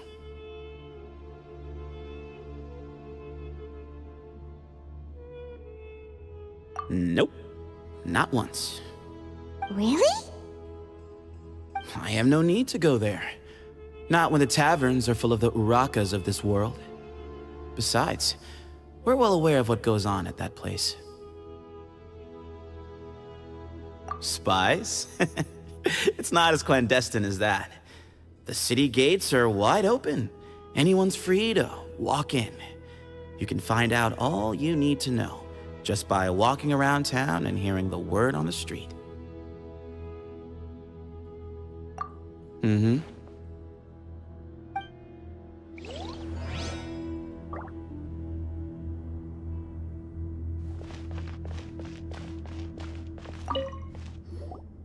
I never imagined that the true Temple of Silence would be hidden somewhere like this. We've passed through these parts before, but never noticed anything. That's King Deshret's technology for you, I guess. It borders on the miraculous. Amazing to think that it's been preserved intact all this time. We should be wary of our hosts. Still, at this point, we can be confident that the professor is safe and sound, so that's something.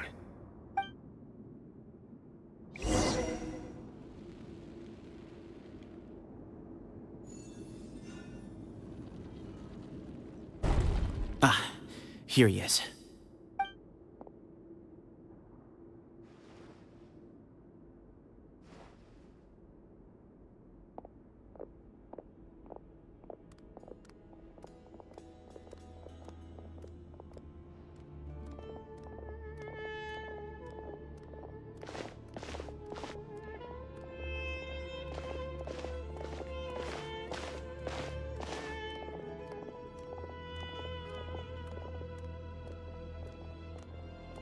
Grandfather, the person you wish to see is here. Well done, Sethos. Greetings, one and all. I am Ba Moon, the current leader of the Temple of Silence. I know why you are here, and I thank you for your patience. Bring him out.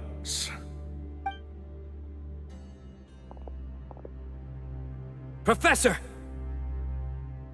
Cyrus, are you okay? Ah! Watch what you're doing! Oh, my apologies. We have no intention of causing you distress. But you must understand, Cyrus is of great importance to us. We had to find a way to bring him back to us. Cyrus owes me his life, and to the Temple of Silence, he owes a debt of gratitude. I let him go a long time ago, but now, the time has come to demand payment. I wanted to end my feud with this old bag of bones before you caught up with me. But you got here so quickly. Just leave, Cyno. This is a matter between us two old men. You're all too young to get involved. So that's why you didn't want to report the letter. You'd made up your mind to come here from the beginning. You only left in such a hurry to try and throw us off your trail. Some things in life catch up with you, no matter what you do. You shouldn't have come. That alone brought the others. Cyno didn't make us do anything. We came here for the same reason he did. To rescue you. We'd appreciate you telling us the truth. Otherwise, it seems a little unfair on everyone who had to stay behind. My secrets are secret for good reason. Bringing them to light can only lead to misfortune. You're afraid, aren't you? You can't bring yourself to speak of your past deeds to the students you nurtured as if they were your own children. You recognized our emblem because for many years you lived among us. Indeed, you all but became one of us. You knew as soon as you saw the letter that we, not Uraka, were the ones speaking to you. It threatened you only because you know what you did. Your own guilt convicted you. For you, Cyrus, are a traitor. You once shared your learning with us, and joined us in our mission to revive the might of Hermanubis, to bring new hope, new opportunity. But then you betrayed us. You bargained for your independence with your past contributions. And then you left, taking with you Hermanubis' might and the wielder of his power. We both know what I said to you that day. that as the leader, I grant you permission to leave, but that one day, the sands of time will catch up with you. And when that day comes, you must pay the price you owe. You really know how to hold a grudge.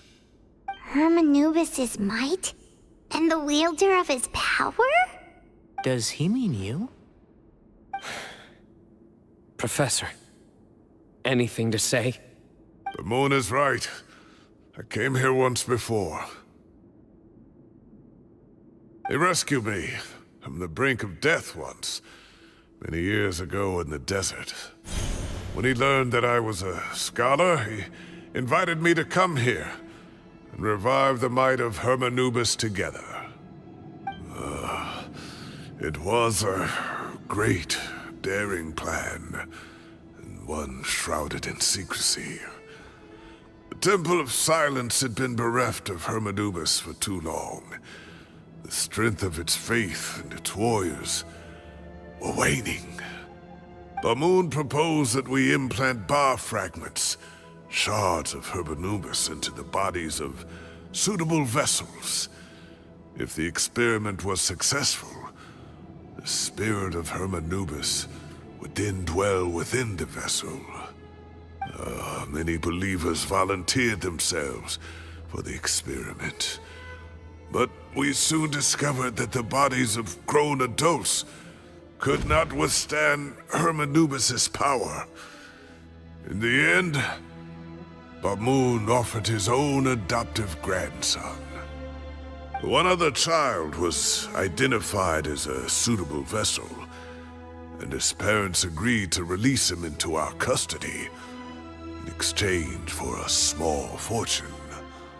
These two children were our only hope for hosting Hermanubis' power. For many years, the Temple of Silence had been in possession of 2 Ba fragments from Hermanubis. As remnants of his raw power, they were exceedingly rare treasures. The test subjects were sent into a room that had been prepared for the ceremony, and instructed to approach the Ba fragments, whose power had been amplified. If, after some time, this power did not repel them, this would mean that they were suitable vessels. The original plan was for a 3-stage experiment: resonance, implantation, and recovery and observation. The resonance stage went quite smoothly for both candidates. As the 2nd stage began, I realized a decision had to be made. Should we implant the fragments one at a time? This would allow us to monitor the results after the first round and adjust our plan accordingly. Or alternatively, we could implant each fragment in a different vessel at the same time and compare their effects. But as I was deliberating, both Ba fragments suddenly became active. They glowed with a light we had never seen before. I knew that if they were not implanted right away, they would disintegrate and be gone from the world for good. Our 2 vessels had both displayed great promise by successfully resonating with the fragments. Under the circumstances, the thought of implanting both fragments into the same vessel seemed out of the question. To preserve our faith and our power, we implanted each of them with a single fragment. Ultimately, I ended the experiment and left, taking one of the children with me. In recognition of your past contributions, I chose not to send someone to hunt down and kill you both. Your lives were spared, but I have paid a great price for your betrayal ever since. I have always wanted to see you, Cyno. Losing you and your Ba fragment dealt us a devastating blow. We've been in decline ever since you left. I see. So that's how I gained my power. Look, in essence, I borrowed your Ba fragment for a decade or so. And now you are seeking justice. If you want to take my life, then so be it. I'm an old man now anyway. But you cannot lift a finger against Cyno. He is the General Mahamatra. Your actions would be seen as A declaration of war against the Academia. I'm sure you don't remember anymore, dear Cyno, but you've met us all before. You were so young then, when we all gathered around and celebrated the revival of our Lord. You and he, Sethos, you were our final hope. You'd like me to return my power? As a follower of Hermanubis, I have allowed this power to remain in the rainforest for far too long. Now, it is time to reclaim it. That power is not yours to reclaim. Cyno was chosen by the gods. You cannot take what they have bestowed. You are wrong. Cyno was chosen, but he was not the only one. My child, Sethos, has the same gift as he. So those are your terms for freeing the professor? Despise me all you want. My sins are my own. The Temple of Silence is an innocent party. It is because of my foolishness all those years ago that the Temple's glory has waned. And now I must take responsibility for the decision I made back then. So what you're saying is, the power of one Ba fragment is not enough? You're asking me to return the one in my possession, so it can be implanted in him instead? Divine power causes great suffering to those who wield it. How do you know that Sethos would be able to withstand it? He is no longer a small child. But regardless, this burden is ours to bear, and your objections mean little given that you turned your back on us long ago. Both my heart and mind are telling me that what you are proposing is a terrible idea. However... Don't listen to him, Cyno. That power is no more yours to give than it is his to take. You have to understand. I know. But if this is a question of your freedom versus a fragment of power, then... there is nothing to debate. Sorry to interrupt, but in my view, there are a number of contentions here that still need addressing. Say that Cyno refuses to return his power, and you also refuse to release Cyrus. Then, we are at an impasse. I find it hard to believe that you went to all this effort without planning for that possibility. You're trying to gauge where we stand while keeping your remaining cards close to your chest. Well, my stance is, put the rest of your cards on the table. Then we can have a discussion. Wait, those ears... So, we have a descendant of the Valukashuna in our midst. Splendid! Fate smiles upon us after all. Everything we have longed for, Hermanubis will provide. Perhaps this very day we'll...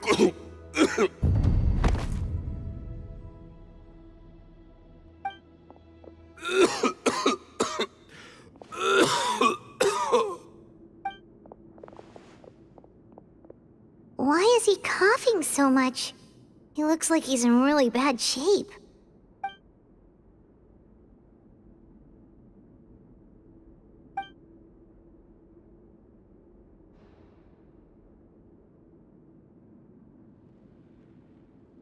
Pamoon, you... Take our leader back to his room. Sethos... you must... Grandfather, I know what you wish to say. Leave this in my hands.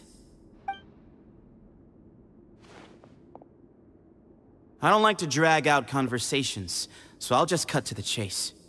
Had Cyrus not stopped the experiment all those years ago, the plan would most likely have been a success. The wisdom of Hermanubis would have been ours. Still, it's no use talking about what-ifs. We cannot change the past. I'm not like my grandfather. The Temple of Silence has a grand legacy and a sacred duty to fulfill.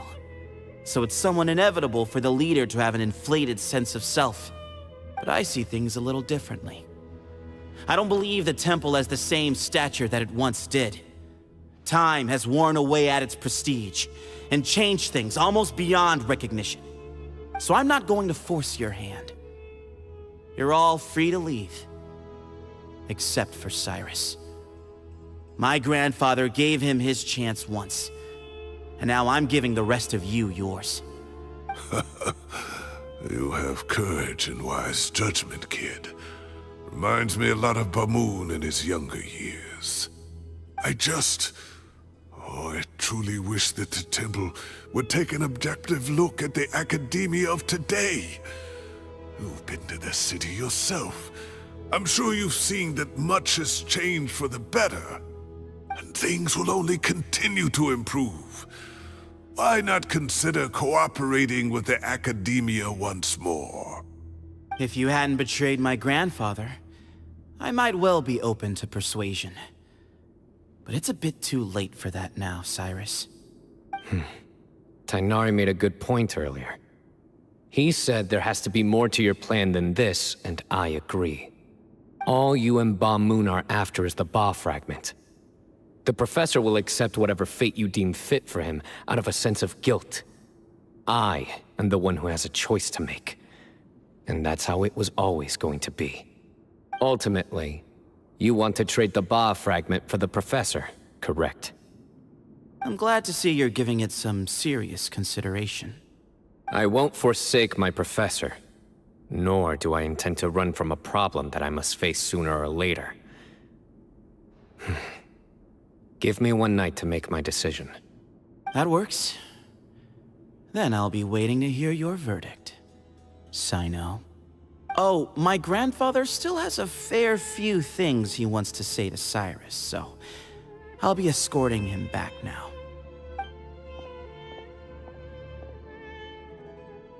Are you sure about negotiating with him? I need to think this through. Everyone, let's meet again later tonight. Until then, take some time for yourself. All right, well, don't put too much pressure on yourself, Cyno. If you need any help working things out, just come and find us.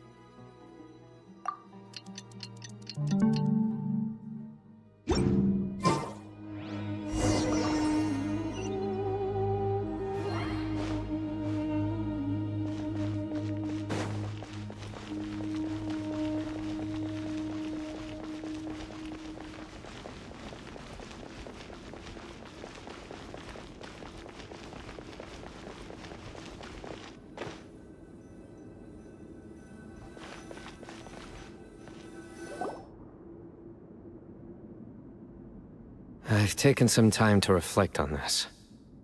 If I had to guess, Professor Cyrus came to the desert knowing that he would almost certainly never return. He's a stubborn man who tends to double down when he feels strongly about something. We won't get anywhere trying to convince him to escape. I agree. My master Nephis says the same thing. Once Cyrus makes up his mind about something, he won't listen to reason. So that's one thing. A few other things come to mind too. You've heard all you need to hear about the Temple of Silence, so on that, I don't have anything to add. My own memories of this place are hazy though. Probably something to do with the overpowering presence of the Ba fragments. That might explain why I suffered from constant headaches and fevers as a child.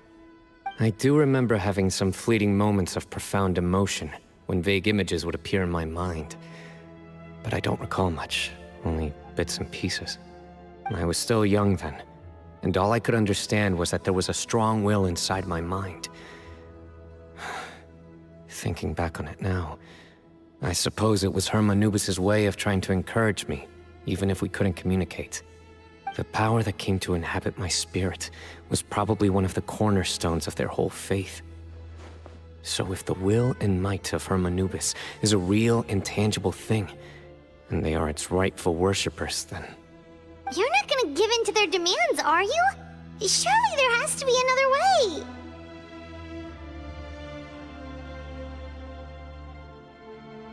No. I have no intention of returning it. I need this power to protect Sumeru. But the temple has the right to make the final decision over its fate, since it belongs to one of the 7 pillars of King Deshret. So I will challenge them head-on, and win the right to wield this power for myself, fair and square. This reminds me of something Alhaitham mentioned to me just before we left. He said that the Temple of Silence was originally founded by the ruling elite of the day. Traditionally, such organizations are bound by a strict and ancient code of nobility. Kaveh has made similar observations about the desert tribes from his work trips there. He says many of them have their own internal rules. They talk about the importance of never dishonoring their tribal bonds, or the rules laid down by their ancestors. I think we could turn that to our advantage. Go back to them with a proposal of our own. Wow, and just like that, we've turned the tables on them! Looks like we have the same idea. Turn it back on them now while we still can, in terms that they cannot refuse. That's how we win this. Great. And I know just how to start the conversation. Let's go find Sethos. We'll tell him that I know a thing or two about medicine and would like to take a look at his grandfather's condition.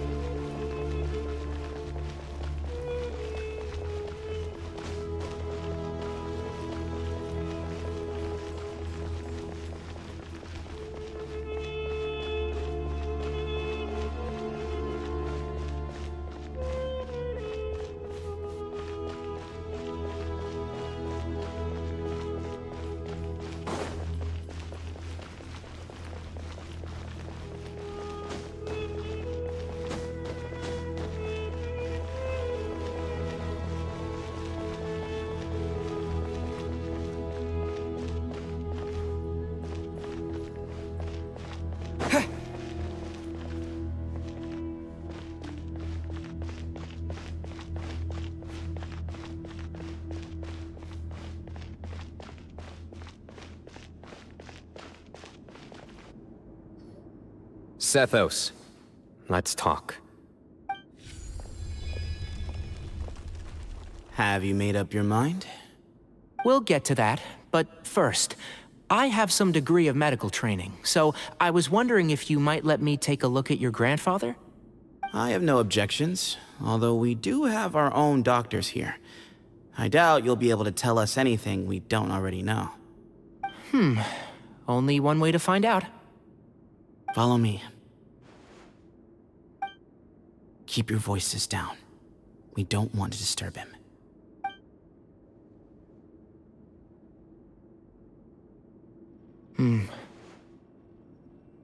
Let's talk outside.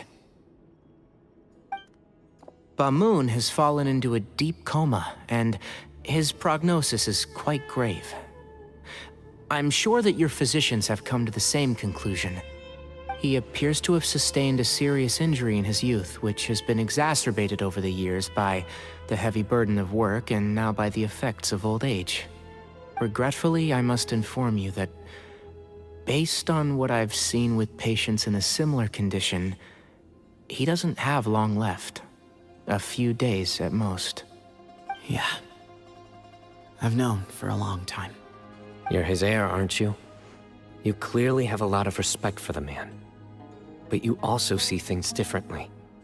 You have a broader range of concerns and a more pragmatic approach. So tell me how we can end this on your terms. Let's find a way to bring all this to a resolution while Bamoon is still alive to see it. That's what really matters to you. I know it. Yeah, Yeah, there's no time to waste here. You know that better than anyone. You know, the two of you are actually in a very similar predicament right now. Both of you have a very different perspective from the men who raised you. Right. And you didn't create this situation. They did, but somehow you've ended up having to make the tough decisions. You're right. We both look at this problem very differently than the people we inherited it from. I accept, Cyno. This all began because of Hermanubis. So let's end it with the rite he himself created. Legend has it that when Hermanubis first arrived in Tuletula, he sparred with the city's residents. He and his two companions proved their mettle by fighting over several days, winning the support of many fine people. That group of supporters were some of the first members of the Temple of Silence, and the sparring matches were enshrined as one of our founding rites, the rite of duels. It's where it all began. Sounds very fitting. I'm in. As a fellow vessel of Hermanubis, your ties to the Temple of Silence run deep. So I will permit you to participate in this rite, along with your chosen companions. 3 against 3. Sounds good. However, I have some additional terms.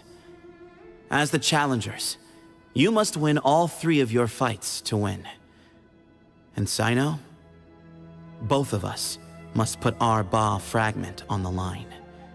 The winner takes them both. Letting Cyrus leave with one of the Ba fragments was a mistake, made by my grandfather out of pity. It is a long-standing issue that must be addressed for the Temple of Silence to move forward. I can make no concessions on that front. None needed. We're on the same page. If I win, the Temple of Silence must release Cyrus, and consider this past dispute resolved. If you win, I'll return my power to you. It's a deal. Then let's meet at the ceremonial hall tomorrow evening, 8 o'clock.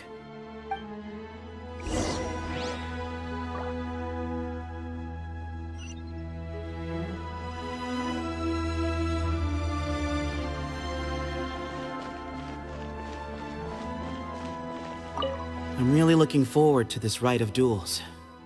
It'll be one for the ages. Not just for the sake of the Ba fragments, but for many other people as well.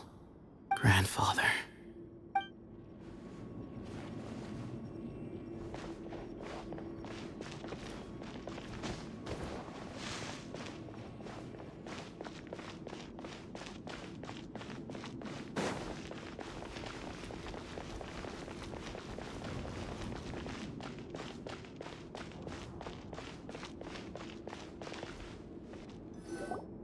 Well, after how that went, there's definitely no turning back now.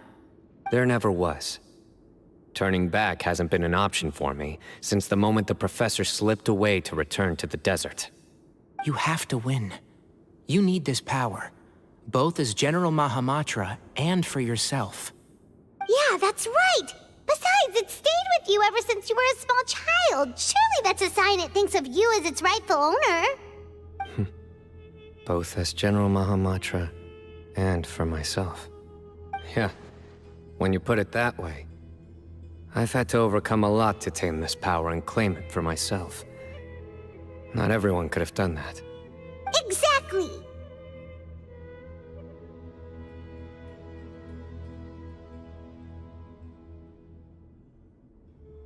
The Traveler and I will never lose.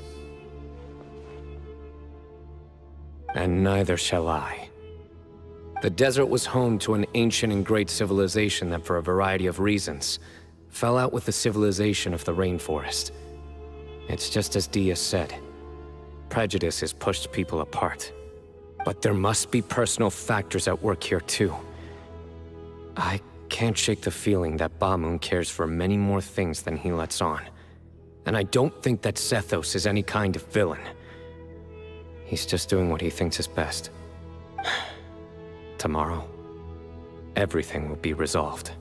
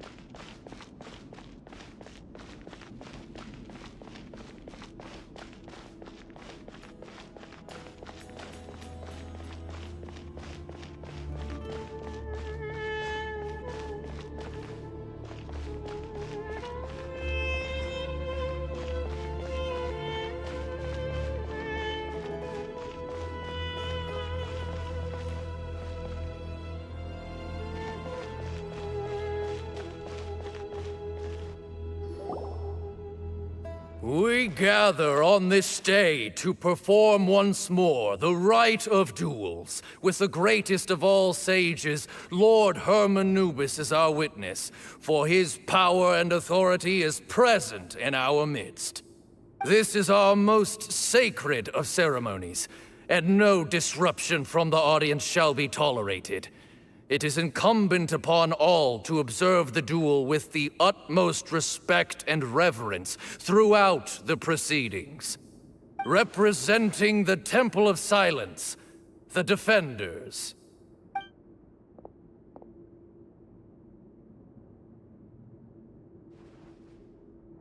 Grandfather, you're here. A rite of duels after all these years. I am surprised by your decision, Sethos. I know what I'm doing, Grandfather. Just leave it to me. Representing the Academia, the Challengers. Ready. We will fight to have our voices heard. Warriors, take your positions and decide on the order of battle. We come not to debate what brings our challengers here, nor what will become of the defeated duelists. Duelists, the might of Hermanubis himself is at stake here. Now, fight. Fight until the rightful victor is proclaimed.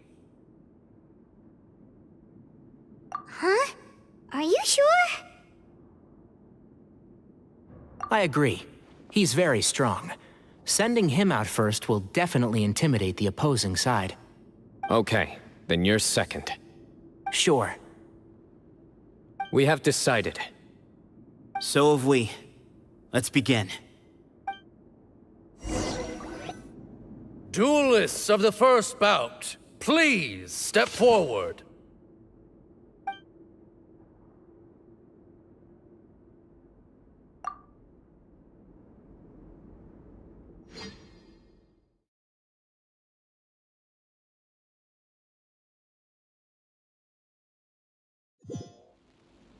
Don't forget, safety first! Hey, you there! You better play nice with him or Paimon will make you regret it! Little bit too much chatter from the audience over there.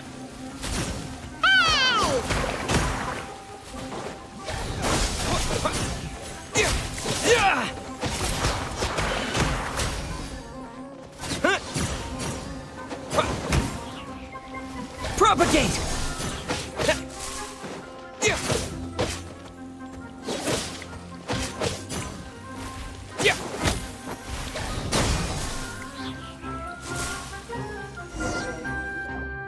A swift end to the first bout. I now invite the duelists of the second bout to please step forward. When you're both ready, you may begin. Let's begin. Watch out! Go, Kanai,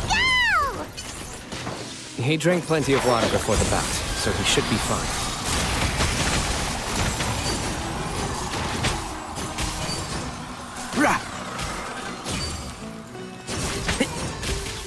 And Shroud!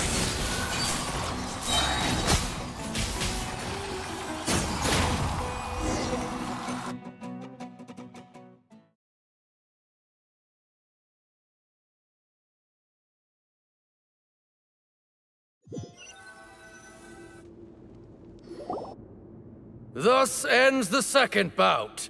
We will now move to the third bout. Duelists, please step forward. I'm ready. So am I. This is the final stage of the rite. I remind you both that the terms you agreed upon in advance are binding. When you're both ready, you may begin.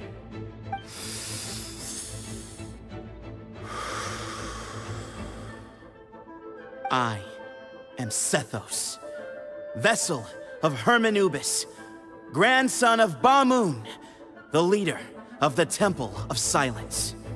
For many years, we have kept our covenant with Lord Hermanubis by guarding the secrets of King Deshret. And even in our darkest hour, when we could not see a way forward, We chose not to abandon hope, but to embark on a brave new experiment so that we might prevail. We earnestly sought Lord Hermanubis' wisdom and power, longing to see his spirit and his light descend upon us. Now, I will fight to become the rightful wielder of that power! I am Cyno, General Mahamatra of the Academia, student and successor of Cyrus, the Sage of Spontamod. I fight in defense of my power, my professor, and my nation. And you. I think you left some things unsaid. This is a sacred duel, and Hermanubis is watching. So bare your soul. Everyone, old and young, fit and frail, they're all waiting to see how this duel will end. My grandfather is a wise leader. He is also known to be a ruler who is not afraid to get blood on his hands. I understand his beliefs well, and I know what he expects of me. But our faith has held us back for too long. After I grew up, I went to the rainforest once, and I saw for myself the people of the city. Times have changed. The people of Sumeru are happier and more free now than in the past.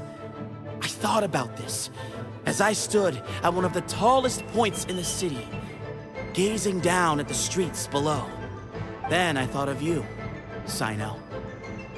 You and I both wield the same power, but the lives we lead could not be more different.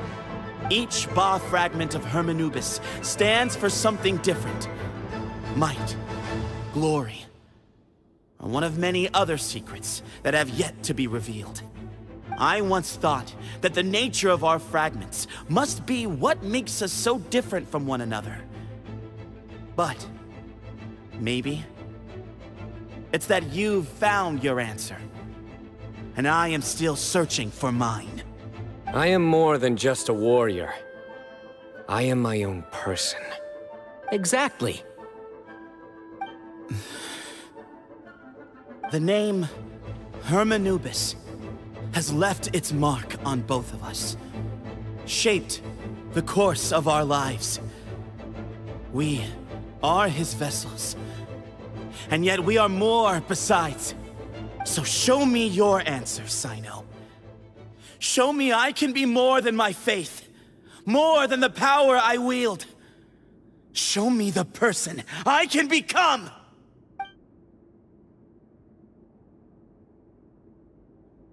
Bring it on!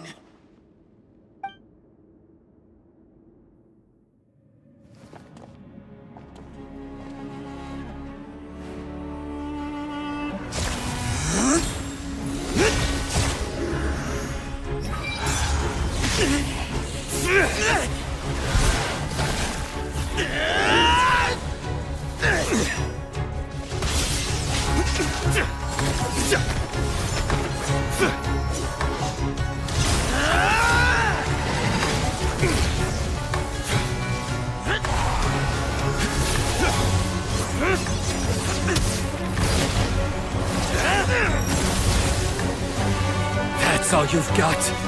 What happened to searching for your answer?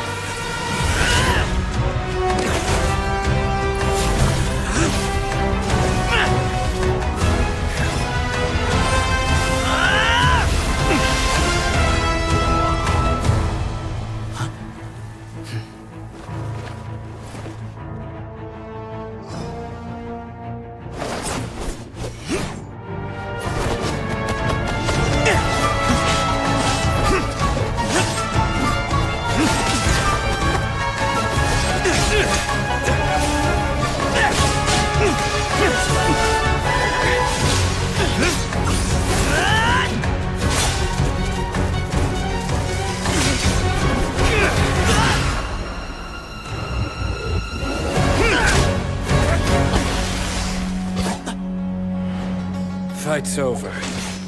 Do you yield? You won. Well then, Looks like you found your answer.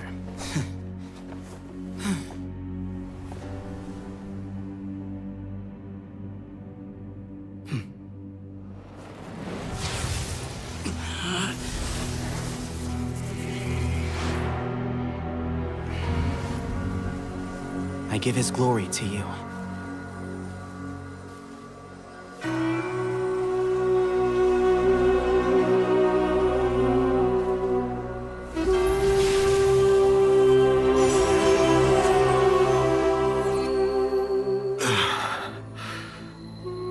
I've seen that light.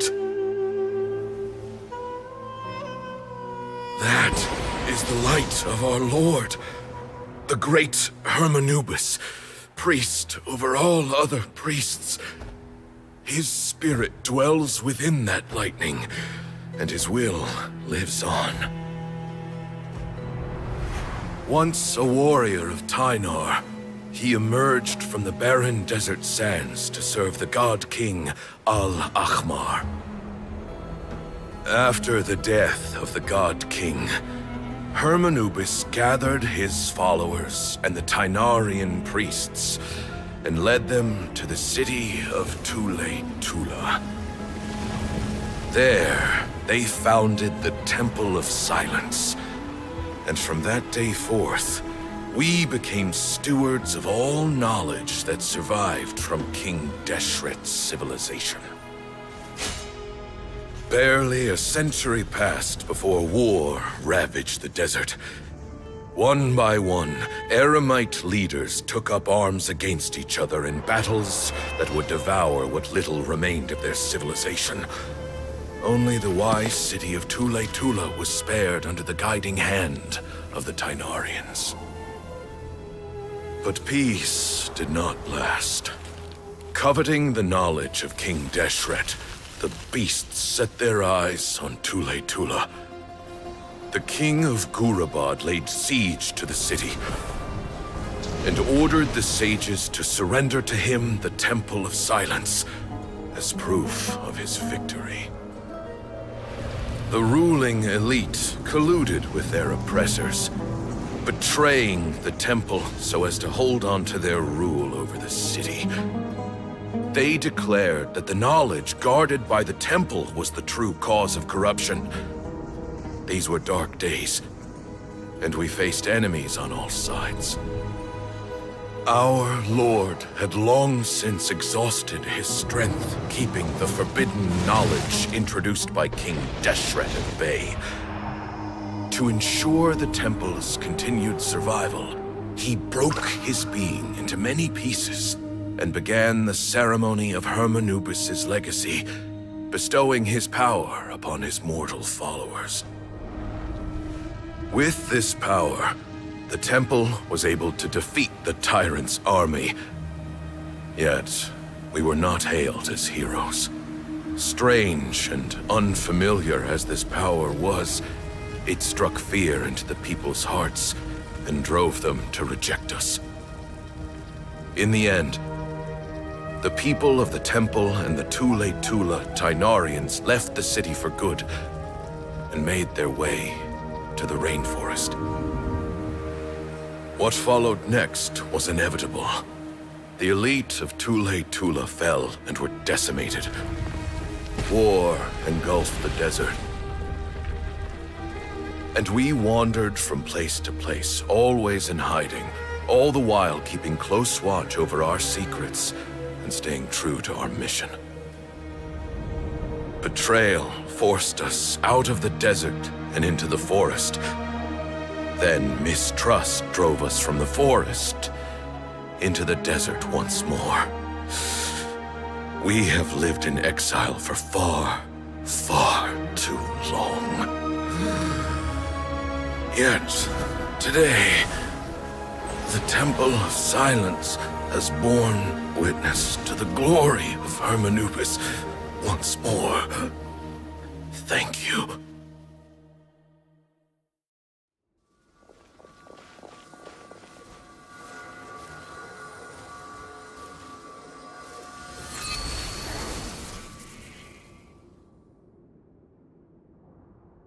How is it Do you feel okay?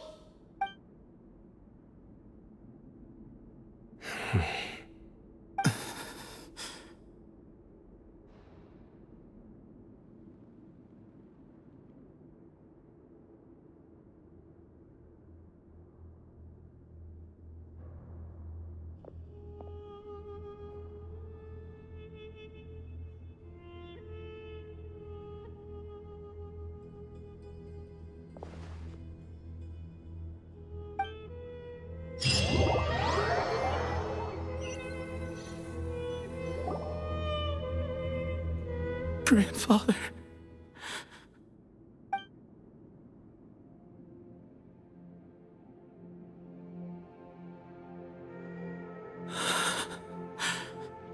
Hey, Sethos. You'll get through this. I know. I'll miss him. I guess you were prepared for this. It's been a long time coming, huh? Yeah, he's been on death's door for a very long time now. I think it was only through sheer willpower that he managed to hold on to this point. At least, he was able to see this chapter come to a close before he passed. What's next for you? Per my grandfather's last wishes, the Temple of Silence should submit to whoever possesses the largest number of Hermanupus fragments. That entitles you to be our new leader, Cyno. But that's never going to work, as I'm sure you realize. I'm the General Mahamatra. I am needed back at the Academia. I did foresee this possibility, and I gave it some thought. The fact is, I know next to nothing about the staff, records, and environment here. As such, I am ill-suited to be your leader. Sethos, I believe the honor should go to you. Were it not for this duel, or indeed if you had other intentions, the Ba fragments would most likely be in your hands by now. I'm sure Bamoon never meant for anyone but you to be his successor. You really think so? I do. Still, I didn't think Bamoon looked very surprised by the final result. Perhaps he had an inkling that this would be the way things end. Well, in any case, since the Ba fragments are with me now, I guess I can call the shots. Sethos, I would like you to succeed Bamoon as the new leader of the Temple of Silence. You are more suited to the role than I, and I have complete faith that you will be an excellent leader. Just think of it as doing me a favor. But doesn't that render everything that we've been through up to now meaningless? No, it doesn't. This experience has allowed us to become friends, which means that the Academia and the Temple of Silence will become partners once more. That's a much bigger deal than you might think, Sethos. You said yourself, times have changed. You have to believe that things can change for the better here at the temple too. I will try. To be honest, I couldn't have asked for a better outcome. Actually, part of me wonders whether Bamoon's intentions from the very beginning was just to create enough pressure to force us towards a duel. That way, no matter who won, one of us would have to surrender our Ba fragment, and the power of Hermanubis would be concentrated in one single person. Had you won, the Temple of Silence would have doubled its strength. And were I to win, he correctly anticipated that I wouldn't suddenly drop everything to become the leader of the temple, much less integrate the temple into the Academia by force. He knew that the temple's future would depend not just on the guidance of Hermanubis, but the support of the Academia too. So he made it his responsibility to ensure his successor would be free from the burdens of the past. His plan meant that whoever ended up succeeding him, they would have an easier time interacting with the Academia. With one single letter, he lured out the professor. No matter what happened after that, it would result in a net benefit to the temple. And here I thought the General Mahamatra wouldn't care for all these trivial details. You're absolutely right. grandfather and I considered this from every angle. We had to find a way to mend our relationship with the academia. In that sense, the right of duels was just a means to an end. Thank you for everything, Cyno. As a gesture of our gratitude, to those that you and Lesser Lord Kusanali deem worthy, I will grant the honor of access to the Temple of Silence for their pursuit of knowledge. The Temple of Silence has a wealth of information on King Deshret's civilization, more than any other organization in existence today. In times when you need information that only we can provide, we will be here to support you. But you must be exceedingly careful with your selection of candidates, lest you lead humanity to repeat the same mistakes. By the way, Tighnari, my grandfather was so happy to see you. You are a descendant of the Veluca Shuna, and we are the heirs to the will of Hermanubis.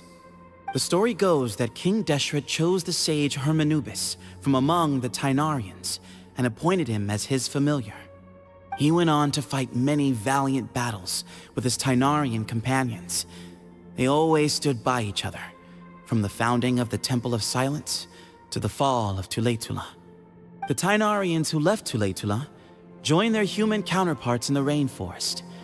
A few centuries later, when some of the group returned to the desert, many of the Tighnarians chose to stay and put down roots in the rainforest. In all likelihood, those were your ancestors. How fascinating. My father once mentioned that I was named after the Tighnarians, but I never knew that my forebears had such a history with the Temple of Silence. I like this story. By the way, has anyone seen Cyrus? Yes, Cyrus. You'll probably find him in my grandfather's room. He wouldn't show it in front of me, but I think he still has many fond memories of my grandfather. If it's true that you and your grandfather really planned for everything to turn out this way, then I guess he didn't really resent Cyrus as much as he appeared to. Who knows? Perhaps all of us. You, me, and Cyrus. We're all just pawns in my grandfather's plan to set things straight. He was awful like that. Someone's got to make the decisions when history is at a crossroads. I will make a detailed report on all of this to Lesser Lord Kusanali, and arrange for an official delegation from the Academia to come and meet you in the desert. I'm sure you'll have lots to attend to in the days ahead. But once things return to normal, please come and visit the rainforest again. You should stay for a few days this time, and start to build some relationships. If we're going to work together, both sides have to get to know one another better. I will. All right, well, bye for now, everyone. I'll be seeing you. See you soon. Come hang out with us anytime.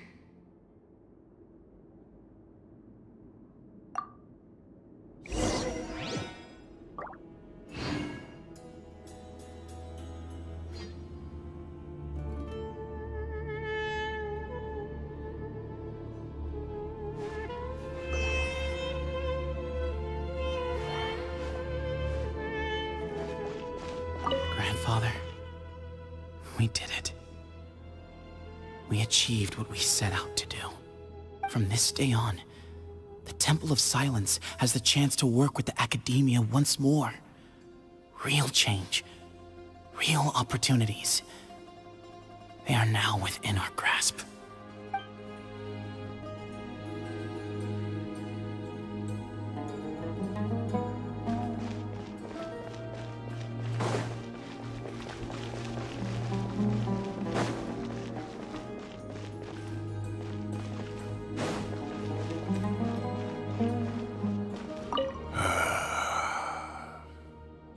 People of the desert are stubborn folk, fiercely loyal to their heritage.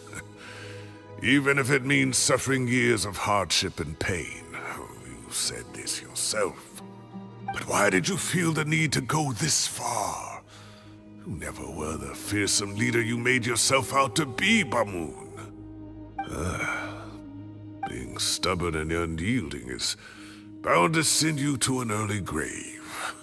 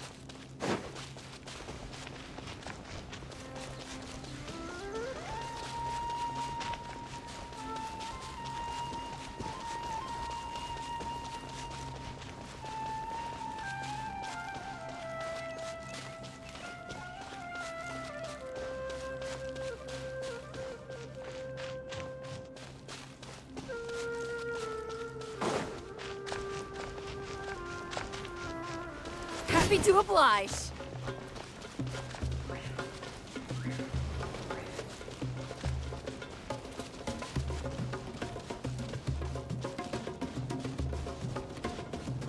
what you got. Another test subject.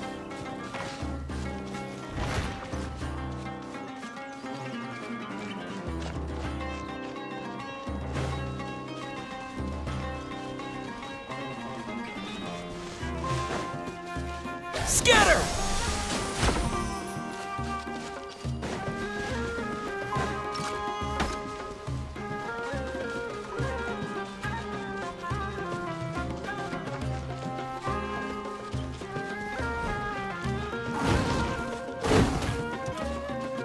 Propagate!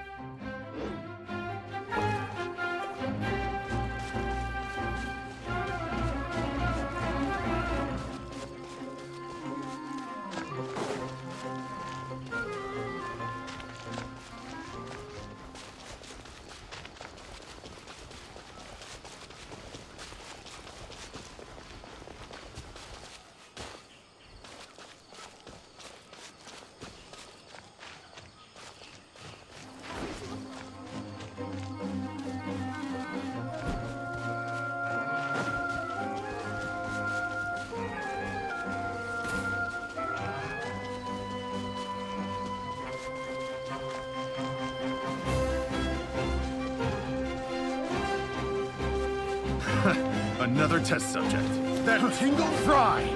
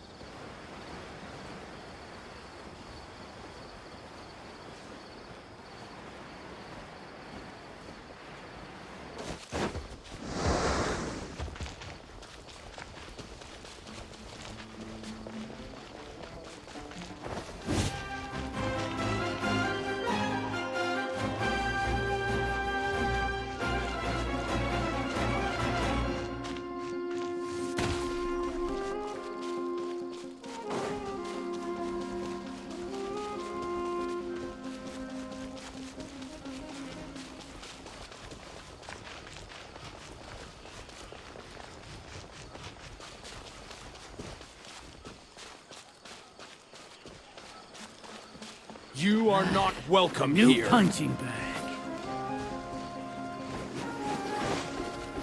Take that!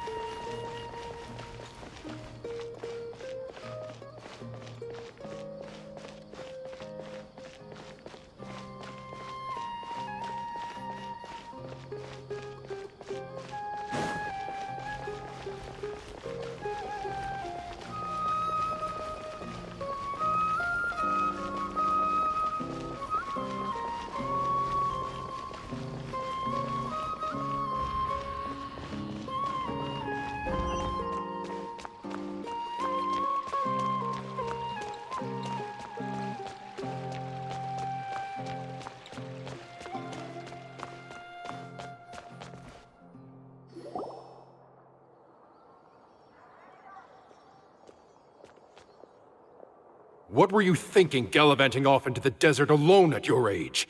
What if you take the bucket, You told not a soul what you were up to, designated nobody to handle your affairs, and left everyone scrambling frantically to try and figure out how on earth to clean up the colossal mess you'd made. Oh, please, will you stop your yelling? What other choice did I have? What do you mean, what other choice? Do you mean to tell me that after all your years of learning, and sagehood no less, the only idea you could conjure up in that white-haired walnut of yours was to shoot off into the unknown like some hot-headed 20-year-old adventurer? A one-man suicide mission, That's the best idea that one of the finest minds of a generation could come up with, is it? It astounds me that you survived the journey, and you're lucky that Ba Moon didn't finish you off when you arrived. All right, all right. Honestly, the way you're going off on me, it's like you wish you'd been there to lend him a hand. Does it mean nothing to you that I'm your colleague and former classmate? I've got nothing more to say. What's the point of berating an old bag of bones? What do you mean, bag of bones? I'm a flesh-and-blood hero who, despite his old age, saved our General Mahamatra from being stripped of his powers. Okay, look. Fine, I admit it, I was in the wrong. How can I make it up to you? What about, a month's work at the Academia? 1 month? Try 3. Inari's master is really laying into Cyrus. Let's give them a wide berth. Professor brought this on himself. Don't pay any attention to him. Wow, I haven't seen Master get this riled up in a long time. The last time he chewed someone out like this must have been back when I was still a student. I think I'll go around and update everyone, tell them the situation's resolved. Want to come with me? We can go for dinner afterwards. My treat. You in? Makes sense. I'm in.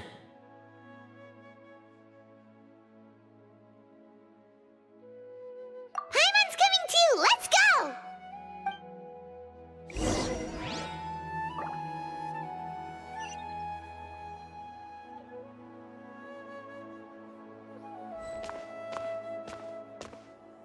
You'd better start packing your things. Report for work first thing tomorrow morning. I'll be waiting for you. What about my allowance? Oh, and is lunch covered? How about dinner? Don't push your luck. Let's not forget who is compensating whom here. Hey, man's gotta eat. Help me figure out something for lunch at least. I'm counting on you.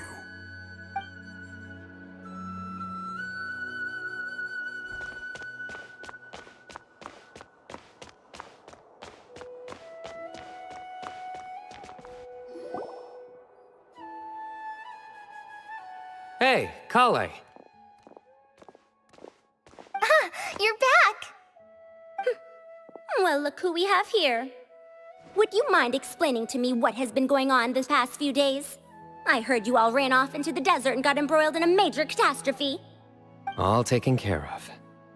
That does not answer my question. How could you be so careless? That goes for you as well. Yes, and you too. When you run into problems, you really ought to ask for help, you know?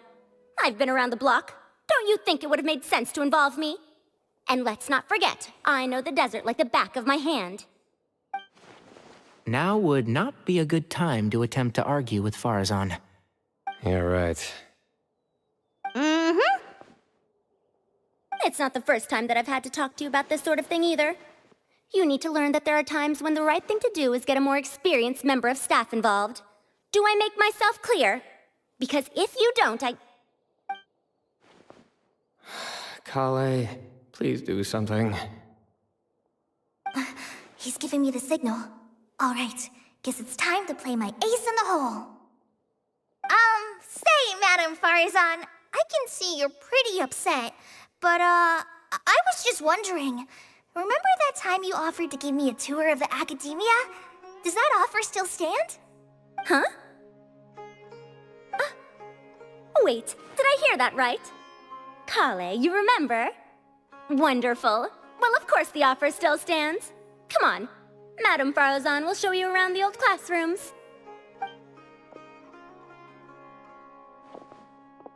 Poor Kale getting dragged off like that. Also, check out Farazan acting like some sort of official academia tour guide. Kale! Cup. Huh? What? Oh, right! What do you mean, cup? You need a cup. I can get you a cup. Oh, it's nothing. Just Master's way of reminding me to stay hydrated while I'm out and about.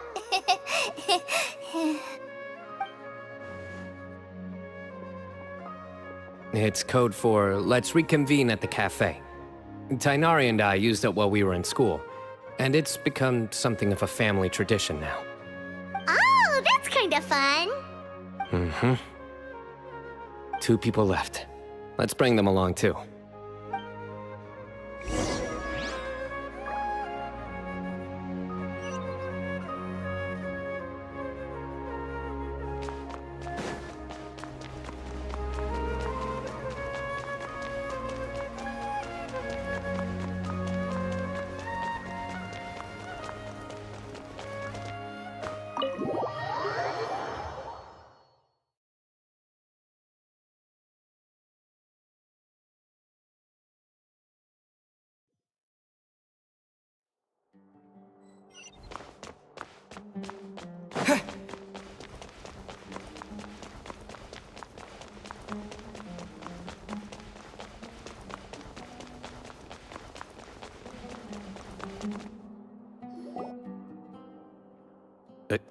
Am I hallucinating?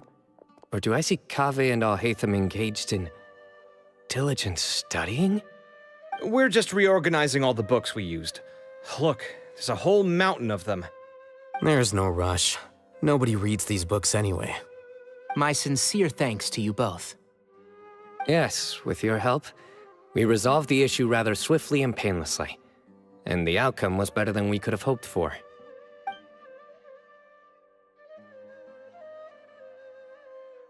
I see. The Temple of Silence resorted to rather unique means of self-preservation. It explains how they managed to remain hidden for so many years. And it sounds like they managed to preserve a whole load of ancient documents as well. I'd love to go check those out if I ever had the chance. That day will come. The Temple of Silence is a hugely important organization, and we'll be sure to maintain good relations with them in the future. Now, as a token of my appreciation, I'd like to treat everyone to coffee. Sounds good. Yeah, sounds great. Although after the last few days, I don't know if I can handle another coffee. But I can just order something else. Sure. Let's go.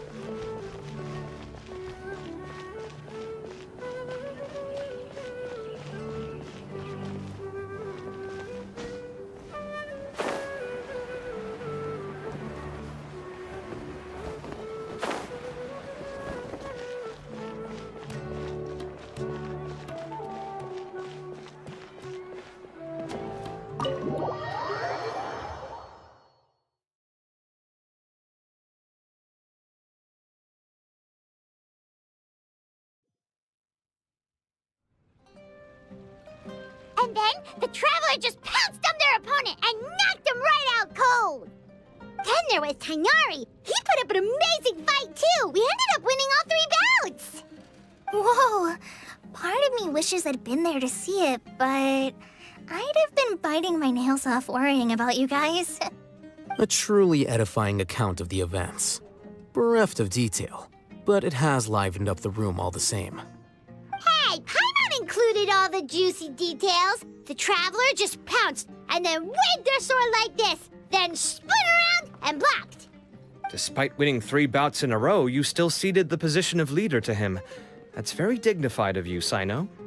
Of course. Being dignified comes with being a true champion. I got to be a champion too for once. I've not sparred much with desert folk before. It was a pretty unique experience.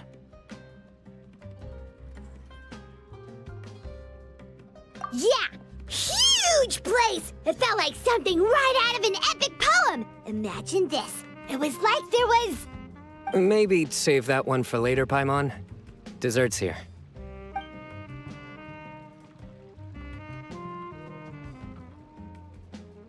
I think that'll do me for today. Shall we stop off at the House of Dana again before heading home? We should probably finish putting all those books back. My thoughts exactly. See you around. I should get going as well. See you all later. Make sure you get some good rest tonight. I need to go say thanks to the Core 30 for their help. Also, Sir Nephis says he wanted to introduce me to some of the Academia's work processes. So, I gotta dash too. Kale's come a long way. She's much more confident at dealing with other people these days. Everyone's a work in progress. You never stop learning. Yeah, true.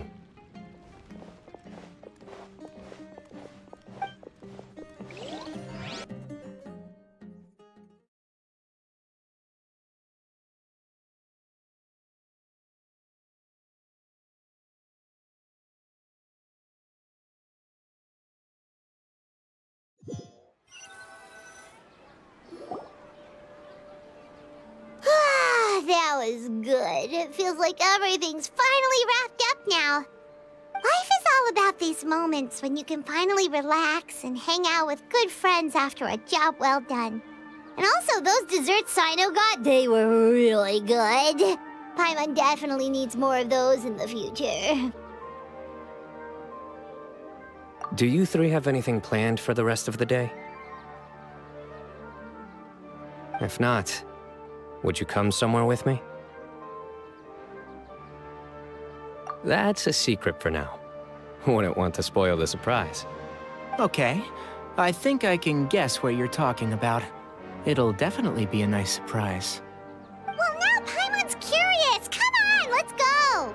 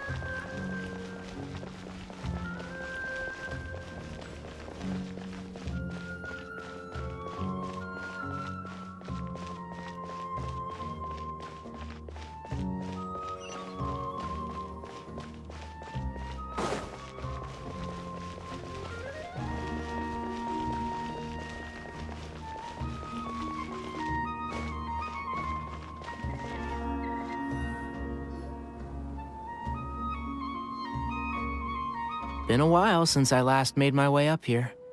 Wow, look at this place! We're so high up! Need any help?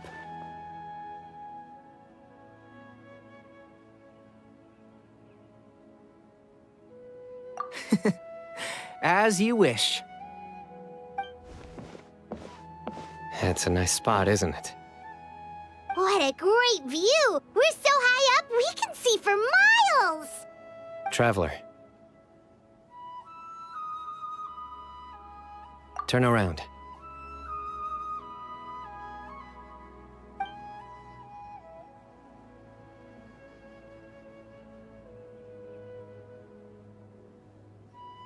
This is my secret base. Somewhere I only bring my best friends. When I was a student, I used to slip away and climb up here all the time, just to clear my head. I was quite young then, and hadn't made too many friends yet. Back then, I had a lot of the same questions that Sethos was asking. Who am I? Why do I have this power? And what should I be fighting for? Our gifts help us to find our rightful place in the world. That was my experience. And I'm sure Sethos will figure things out in his own time, too.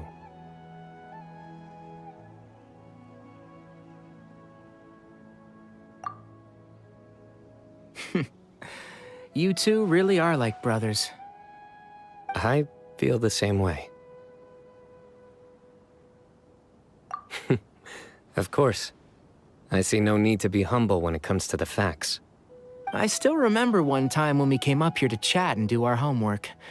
Cyno accidentally dropped a fruit. Luckily, he has fast reflexes, so he caught it just in time.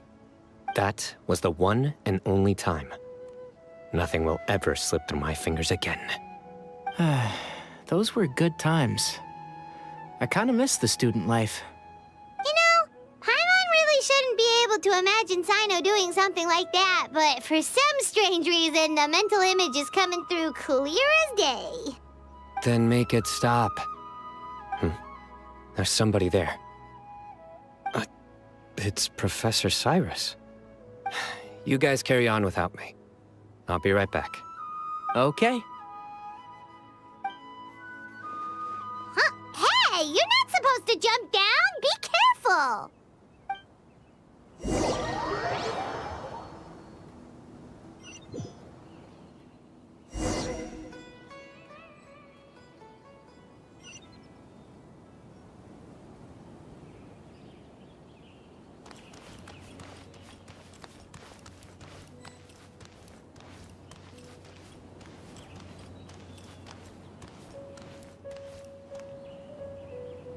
Oh my days. I can't believe how stupid I look in this one. Professor, what are you muttering to yourself about? Cyno. Just the man I'm looking for. Guess what I found in some old notebooks? Some old photos? Can you believe it? This notebook was just sitting in a pile of odds and ends in the Sage's office.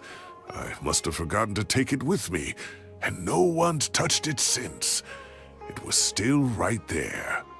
I was at the Academia earlier to discuss my workload with Nephis. I swung by the old office to have a look around and just happened to cross it. Oh, time flies. Look how tiny you are in this picture. Still a kid. You look quite young yourself in that one. Ah, it's this one. I remember that. Lisa took it, didn't she? Yep. Looks like her work, all right. Who else could have found just the right angle to make me look so unbelievably hideous? And this one. Looks like we're both dozing off. Oh, cheeky girl. Taking secret photos of us without our knowledge. Is there something you'd like to say to me, Professor? Like what? Like, these are good photos, aren't they? Hey, at moments like this, I hardly know where to begin. I can't pretend I'm a good person. Bamoon had every reason to despise me. And well, so do you if you feel the same way. Don't be ridiculous, you old codger. Is that not what you wanted me to say? Oh, I've dreamt of that place many times after leaving the desert. Sometimes I've dreamed that I was doing research with them again. And other times, I dream of the day they saved my life. Oh, it was one of the happiest times of my life. We all learned so much from one another. You've matured so much over the years, Cyno. Since you're my professor, I should save you some face by not calling you out on all the non-answers you just gave. So, I will do the right thing and keep my mouth shut. Good thinking. Take your own advice next time. Seriously, why bully an old man like me? I thought heroes were supposed to be gracious. Hey, wait, how did I not notice this one earlier? Lisa strikes again. Just how many did she take? Look how cute you were when you were little. I remember how well-mannered you were back then, too. Yeah, and look how serious and professional you used to be. Oh, I can't compete with you anymore. First you get better than me at the deadpan jokes, and now you're besting me at those little quips, too. Don't say that. I still have a lot of respect for you. That's more like it. Hey, what would you say to meeting up with Lisa again sometime? I'd like that. Let's find a time and pay her a visit in Mondstadt. All right, I'll add it to my schedule. Let's go next week. Wait, no. Next week is the tomato growing competition. I have got to beat Zaha Hadi. Or you could find a real hobby, Professor.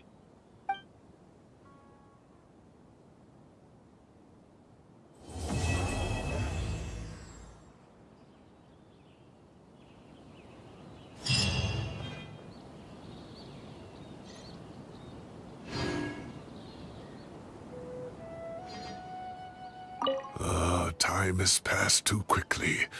The children have all grown up. But it turns out grown-up kids are no use. When Nephis comes after me, Cyno still can't do anything to protect me. Oh, that boy.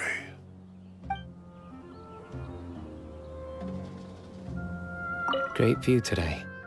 This atmosphere calls for a joke out of left field, to catch the listener unawares.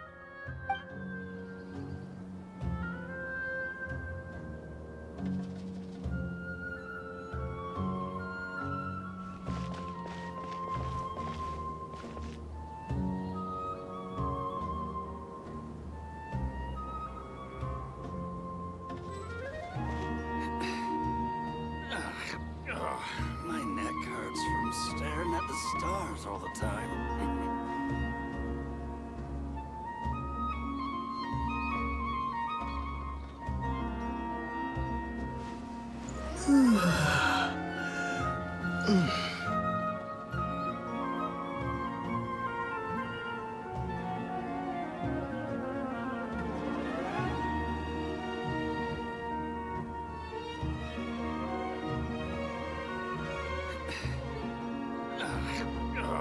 My neck hurts from staring at the stars all the time.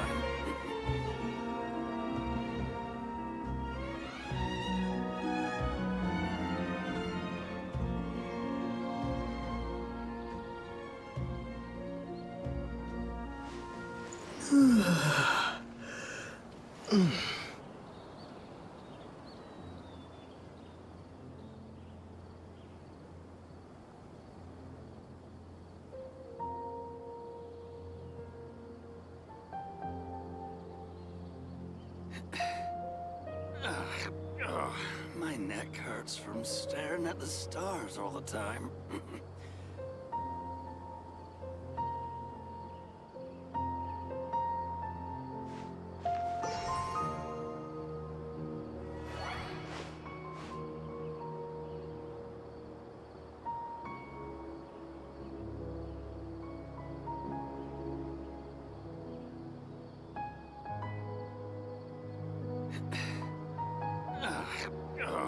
My neck hurts from staring at the stars all the time.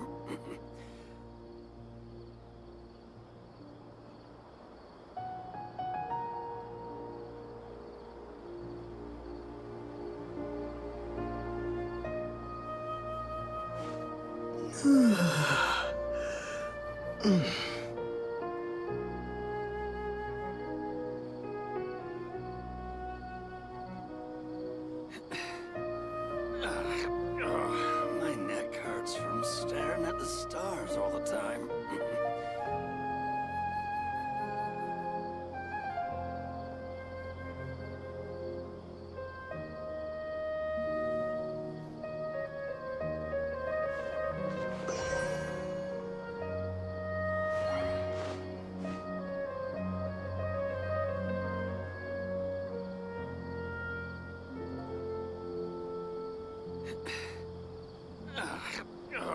My neck hurts from staring at the stars all the time.